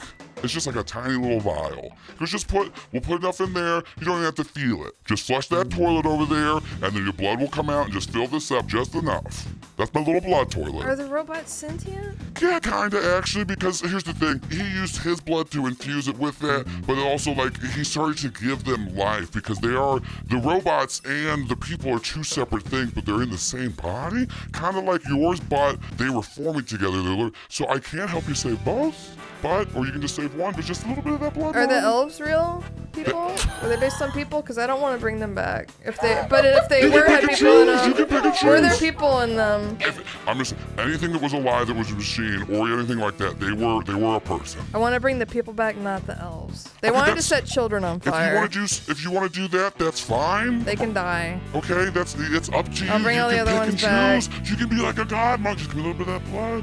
Marlon, Snowbell, where are y'all? Okay, I'll do it. okay, yeah. Do you go flush? Do you go put the vial in there and you flush the toilet? Yeah, I use my foot to flush it. I don't want to touch it. Yeah, so you use your foot, to touch it, and then where the handle is, a needle goes through your shoe. Stabs in there, and just enough blood comes out where the urinal goes down and it fills up the blood. He goes, ooh, okay, well that's great. Anyways, you should probably wash your hands before you go back. This place is covered head to toe in shit, and then I'll let you know exactly what to do. And then the toilet grows legs back and scuttles backwards into it, and he closes the door, blasting even louder. I wash my hands. Yeah, you wash your hands, and then I'll never feel clean.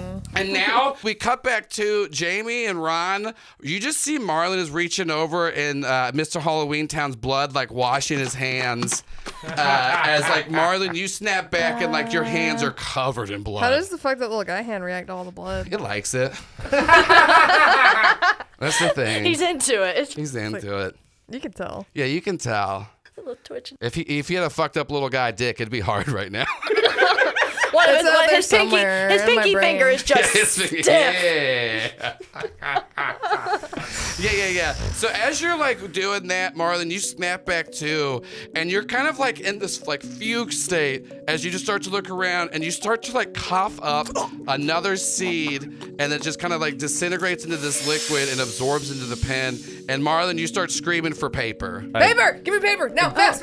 Oh, here's a whole copy machine's worth. Here's a ream. Yeah, and so you start to, and the clock is ticking. We have only a few minutes, and you just start to instinctively write down all the names of both the He's people and the right-handed, machines. so there's some woos on there yeah. too. Woo, yeah. And you start to do 11:58. Yeah, and then you just kind of you understand that what you need to do is to finish off this contract, this long piece of paper, that you just need a prick of your own blood to sign it. 11:59. I'm going. 10, 9. I'm going as fast as I can. He can write fast. And then we just see Marlon's signature, and it ends with a woo at the end. And then the clock ticks. There's just this blinding flash of light, even in the room and all throughout the park. And then we get a wide shot. We even see over where Halloween Town was. There's other parks throughout different areas. You just see this St. Patricksburg. Yeah, St. Patricksburg. And then on the ground, you see Lane and Snowbell sitting next to each other, both kind of curled up, holding each other, but they are separate entities. And Lane's just what? Jamie, what happened? Jamie! Oh my God! What? Wait, no, what? Hey, Woo! everybody, calm down, everybody. Are you, Joker? What's going? Okay. And she's like, why is there an animatronic reindeer? Why are you making noise? Snowball just sort of patiently reaches her hand up for a hug, like, that's okay. I'm sorry. I didn't mean to scare you. Okay, and like she like gives you a hug. It feels like very nice, like just to embrace. She goes, okay. I like your. What's happening? Is Jamie's still in dodo form? Yeah, Jamie's still in dodo form. And the blood mage, Mr. Halloween Town's like laying there. Yeah, right? he's for sure dead. She's gonna rip his head off. Yeah. You're eating him up. You're liking it. He tastes especially. Ron tries to stand between Lane and Snowbell and this. Yeah. Like, but Dodo's just like feasting on this dude's body. You like the taste of his blood. Bird style pecking the flesh off. Santa, sorry, Santa, I can't really see what's happening. You don't want to see it. No, it's. Maier looks. Oh, I trust you, Santa. Woo! Oh, I guess that's a thing I say now, huh? Oh, you're just like my best friend Marlon. Come on, let's go upstairs and see if we got anybody else up there. We're gonna have to tell a long, weird story to Jamie when she's done doing what she's doing. The two of you go upstairs. Jamie and Marlon, you're still downstairs. How long does it take? I mean, are you waiting for like for Jamie I want to to have like back? an actual conversation with Jamie, so I'm just gonna stand there watching her eat this Dodo guy. like looks over and he's like, what do you want? You want to talk to her real quick? Yeah, come for a second. Okay, can I just I want to get that spleen in there. You want some of this? No, luckily I don't. Are you sure? I don't feel any. You ever tasted man's flesh? It's pretty good. This is the fuck the little guy hand trying to go towards my mouth. Yeah. He's trying to. I slap it. He's like, all right. Anyways, hey, don't tell anyone I said this, but good job. And then like he like gulps down a spleen, and then you see like Jamie like plop down the ground, like tattered clothes. Hey, I feel better. Jamie, being a good person sucks. And that's a fucking show, folks. What do you mean? Like, Belphegor made me give him some of my blood so that I could save the animatronics and the people because he told me they were sentient. That was really noble of you to do that. Now he has my blood. I'm just saying it fucking sucks. Well, I think that being a good person is probably easier when you haven't made any deals with demons. So I can't really relate. Oh, thanks. No, cool. No, I'm saying I can't. That makes me feel so much better, Jamie. I can't relate to your experience. I think it'll get easier the longer you do it. If I'm alive. Well, that's true for all of us, right? But then if you die, you'll know that you were a good person. And I'll be dead. We're all gonna die. Yeah, I'd like to see 30. Well, yeah, that would be good. I'm just saying he wants to learn about the fucked up little guy, so it's gonna be Belphegor does? Yeah, he's very interested. The fucked up little guy hand's just holding a thumbs up. I'm not doing that. I thought he was just excited to see us. I wonder if Belphegor maybe sometimes people and you don't think of them this way, but then you find out that maybe they could be good friends. He'd be a better friend than Mammon. Yeah. I mean, he helped us with the park. Yeah, because he wanted my blood. I look at the pen. You can thank you. I just wanted to, start to pat Jamie on the shoulder. And I'm like, oh, I have blood on my hand. And I'm like, wait, Jamie's covered in blood. Yeah, the pen is still gross and gnarly looking, and you do have it. Ooh, can we give that to Stefan? I bet Stefan would like it. Ooh, yeah, because I didn't want to keep it because the vibes are bad. Yeah. We can ask Stefan. Yeah. You ever just buy a pen and be like, this pen's got some fucked up vibes, and then you look at it and it's got a Cronenberg eyes and a bunch of veins, and you're like, oh!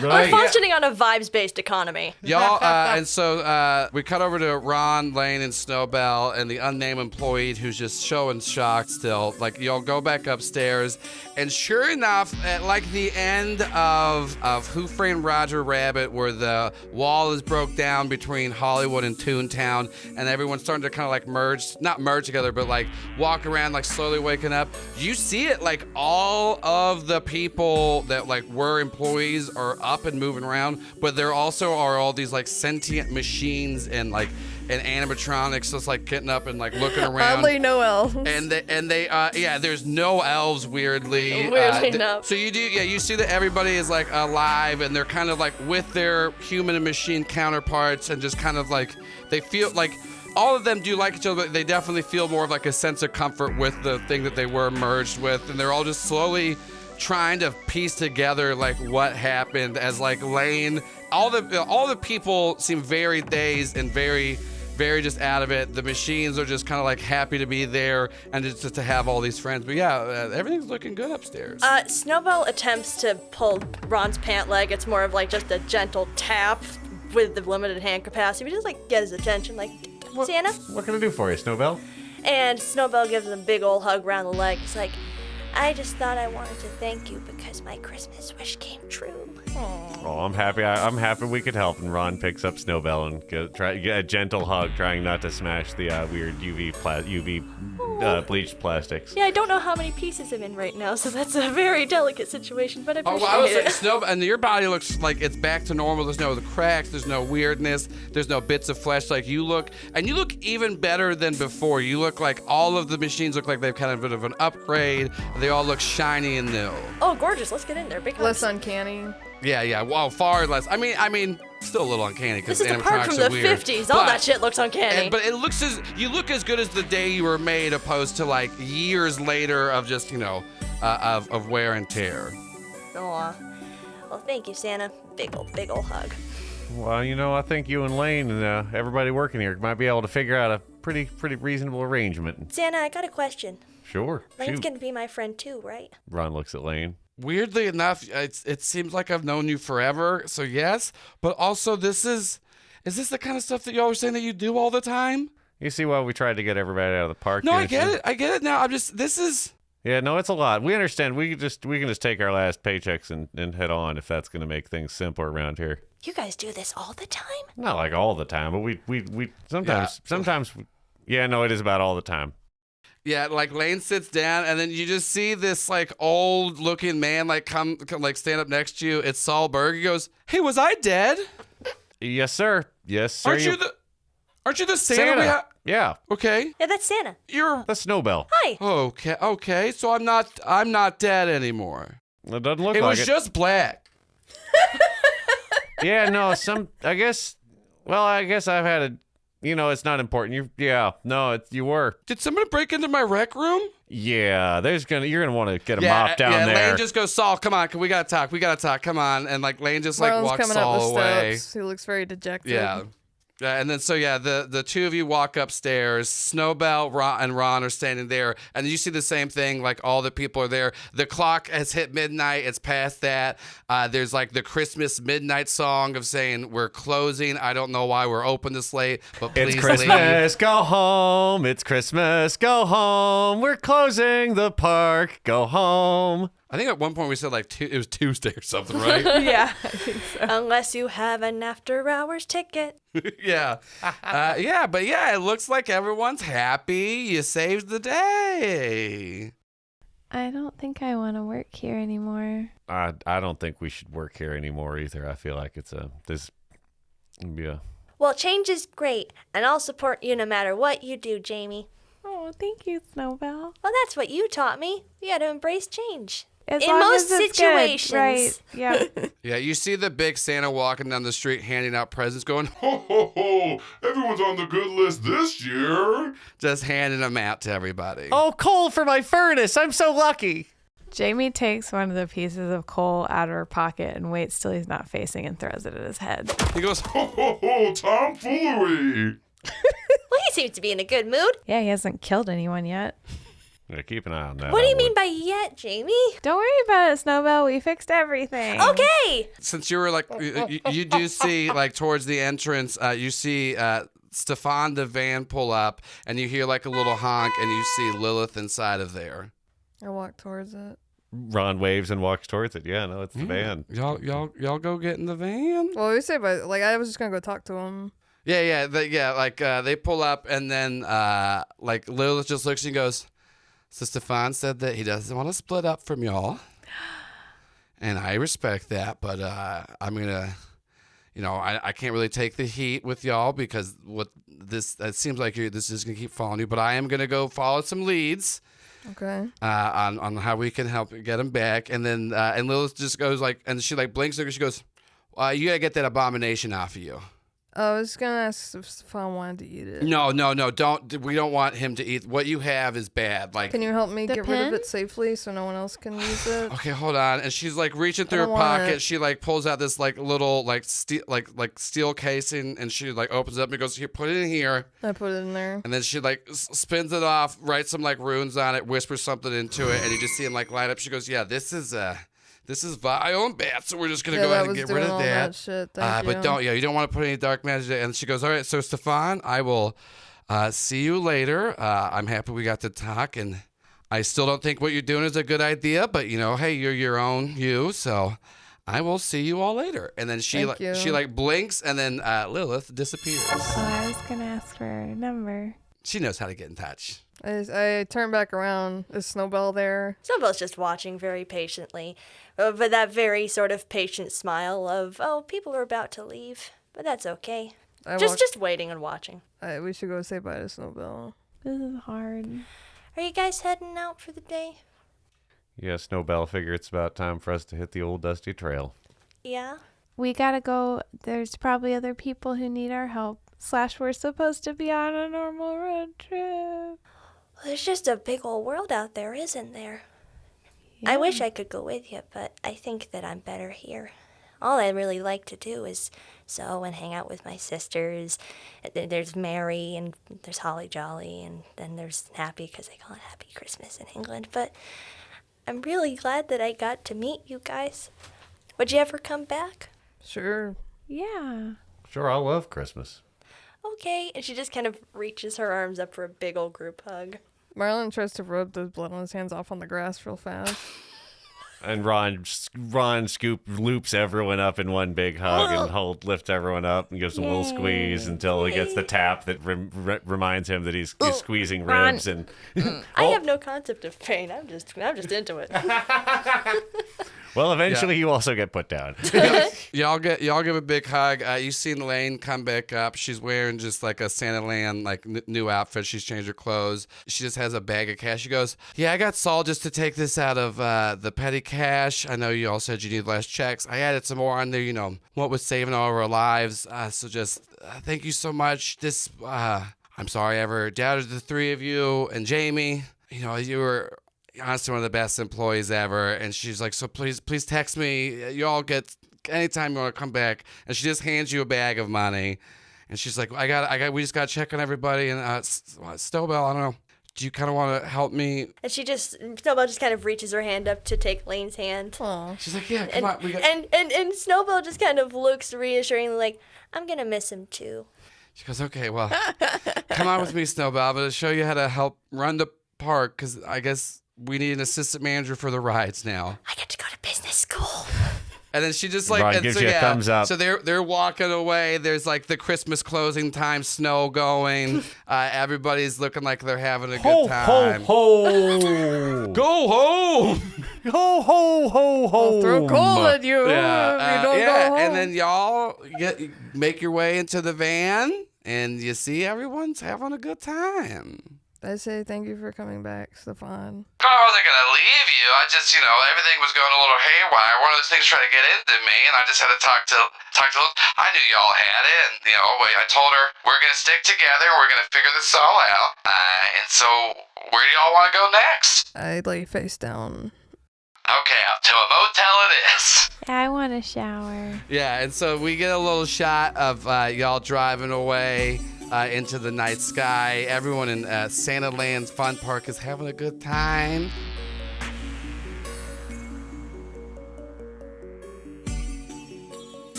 Oddity Roadshow is an actual play podcast using the Monster of the Week system.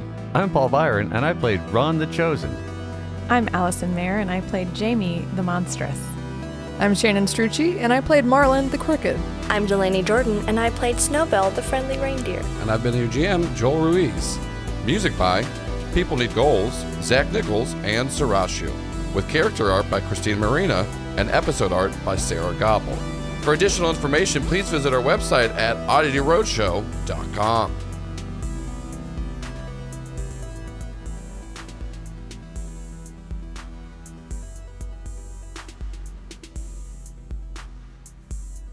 And thank you so much for listening to episode 26, Don't Tread on These. And a special thank you to Delaney Jordan for joining us and recording this one. It was super fun. I do want to give a shout out to Delaney. She actually helped me come up with a lot of the stuff for this arc, as well as Sarashu, who did the music for this arc.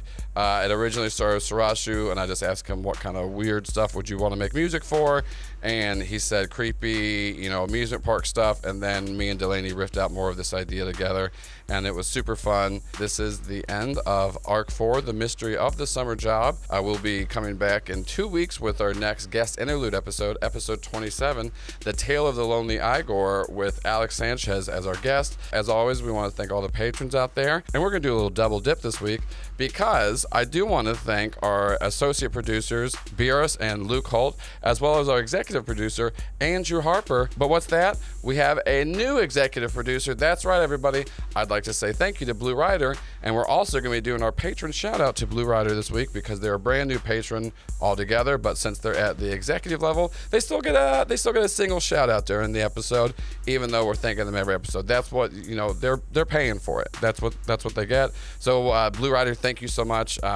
You said that you're longtime fan of the show and happy to become a patron. Very nice of you to become an executive producer. That's a lot of support. I really appreciate that. I like the name Blue Ryder. I don't know if you're just going by like a chosen screen name or if your parents are just were like this kid's gonna be fucking dope. We gotta give it like an anime sounding name, but Blue Ryder, it sounds tight. And just so everyone knows, it's Blue, just BLU, and then RYDER. I think the coolest of both of those spellings. So very tight name, very cool that you're giving us money. And I hope everything's going well for you. I hope you had a good Halloween a couple of weeks ago.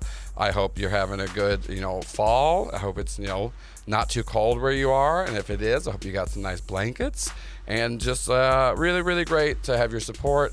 And you did get to jump in line in front of everyone else that was before you, but once again, you paid for that privilege. You paid to cut in line. Like, you can break rules if you have money. That is, as much as I want to say I hate capitalism, we're still in that. I'm still living in capitalism, so I'm gonna let people break rules. Like, they're going to get double shout-outs. I mean, well, from now on, I'll just say thank you for Blue Ryder being executive producer. But for now, that's who we're giving a shout-out to this week. And speaking of Patreon, we do have our series Oddity Post Show that we record after every episode of this. And we were joined with Delaney Jordan on this post show. And so if you want to hear a little sample of it, check it out right now. I was thinking you could make a dice holder that's the titty tread on me snake, and you put one dice in each titty. The snake is like curling up, and then there's a little cut off. The titties hold it, and then you can put the dice in the mouth, so it's a dice roller too. I was going to say pop-o-matic. Yes, that's right. You can go hear that over at patreon.com/doyouvalidate. You get access to all the post shows at $5 up a month. If you want episodes early, it's $10 a month. If you want to be an Eternal Light level and get postcards and cool things sent to you and have shout outs at the end of each episode, well, one person will, as you know. That's $20 a month, and we even have higher patron levels. Currently, we have 3 more associate producer slots open and 3 more executive producer slots open, although I do know that is a higher barrier of entry. So, don't feel the need to do any of those. I do want to give a quick little announcement for the future of Do You Validate. We got a couple of projects upcoming. If you go look in the description right now, you will see a link to the Indiegogo page for the SS Bad Ship Indiegogo launch campaign, and that's the brand new actual play podcast I'll be running. It's using the Scum and Villainy system, and I have entirely new cast. I'll still be running and GMing it, but we'll have Derek Marshall, April Ray Gunn, Caleb Zane Hewitt, and Sam Starr playing 4 just complete idiots in the best way. The format is going to be 30 to 45 minute weekly release episodes with a 3-week break in between each arc, and each arc is generally about 4 to 6 episodes. We've already recorded a couple sessions. It's super fun. I'm really enjoying it. It's for sure the silliest and dumbest thing I've recorded, even sillier than Critical Bits. And it's heavily inspired by old school Saturday morning cartoons and anime. During the month of November and a little bit into December, we are doing our Indiegogo campaign. So please, please, please go check that out.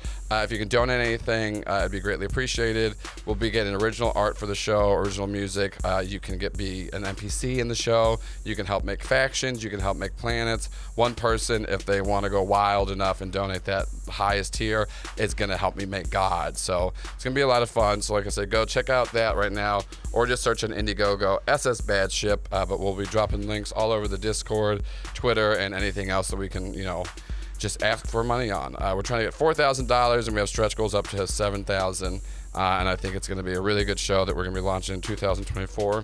And in addition to that, I'll also be launching 2 more shows in 2024 under the Do You Validate banner. One is a show that I have talked about many times, especially during the run of Critical Bits, that we did finish the first season of and didn't release, but we are picking it back up. Past cast member from Critical Bits, Shelby Lee, and her fiance Kevin, and I run a Riverdale fan cast called Jingle Jangle. We'll be doing the full release, actually, starting from episode 1, where we watch an episode of Riverdale in order, and we bring on a guest to talk about it. We'll be starting to record that again in season 2 next year, but we do have all 13 episodes of season 1 already locked and loaded, so that will come out in 2024, as well as a brand new show featuring me and a soon-to-be-named co-host called Rift Tank, where I will be taking a co-host and 1 to 2 guests every episode, and we'll pretty much do an improv game style prompts of a genre and a few nouns where we have to come up with a movie, TV show, short film, play, sketch, etc. within the hour confines. And for anyone that listened to Guess That Strop prior, it's very much in the vein of that, because the in-show fiction, if we don't complete a good enough idea within the hour, the whole cast will be killed. Fun thing about that is if you're a patron, you get to submit the prompts we use, like the genres, the nouns, anything else that we have to incorporate in it. As well, patrons will get to submit how we actually die. So if you want to go be a patron now, I'm going to start doing a couple of test episodes to record with possible co-hosts to see who I like the best for the fit. I am going to be getting patrons to submit some prompts beforehand, and all of those testers are going to go up on Patreon as we're making them, so you can kind of see the process. But both of those, actually all 3 of the shows I just mentioned, will be launching under the Do You Validate network in 2024. So you got tons more stuff coming for you. I know there's a little long show notes, but like I said, we got a bunch of stuff moving. And please, once again, go check out the Indiegogo campaign for SS Bad Ship. It's a great show. I'm legitimately so excited for it to drop, and I think y'all are going to love it.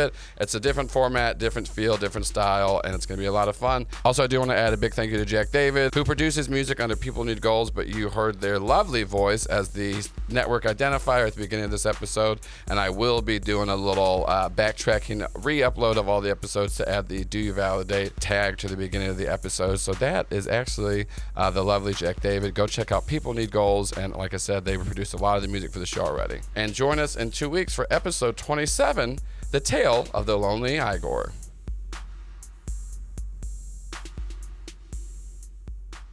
So the 3 of you made it back to a hotel. You guys, showered, cleaned up. You looked. They gave you $10,000. Like you are doing good on money right now. Marlon, you all have your separate rooms. Marlon, you're doing your little nightly routine, and you're washing your hands, and then like the water coming out of the faucet turns to blood.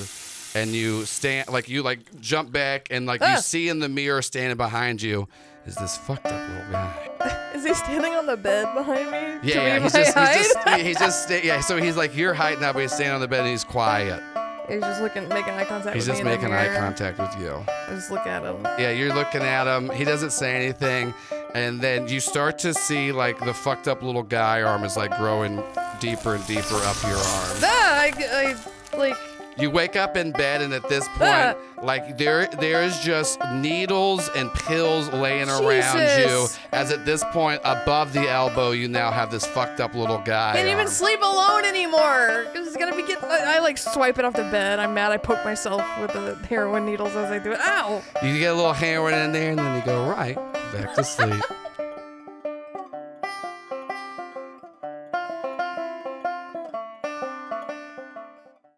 This show is part of the Do You Validate network.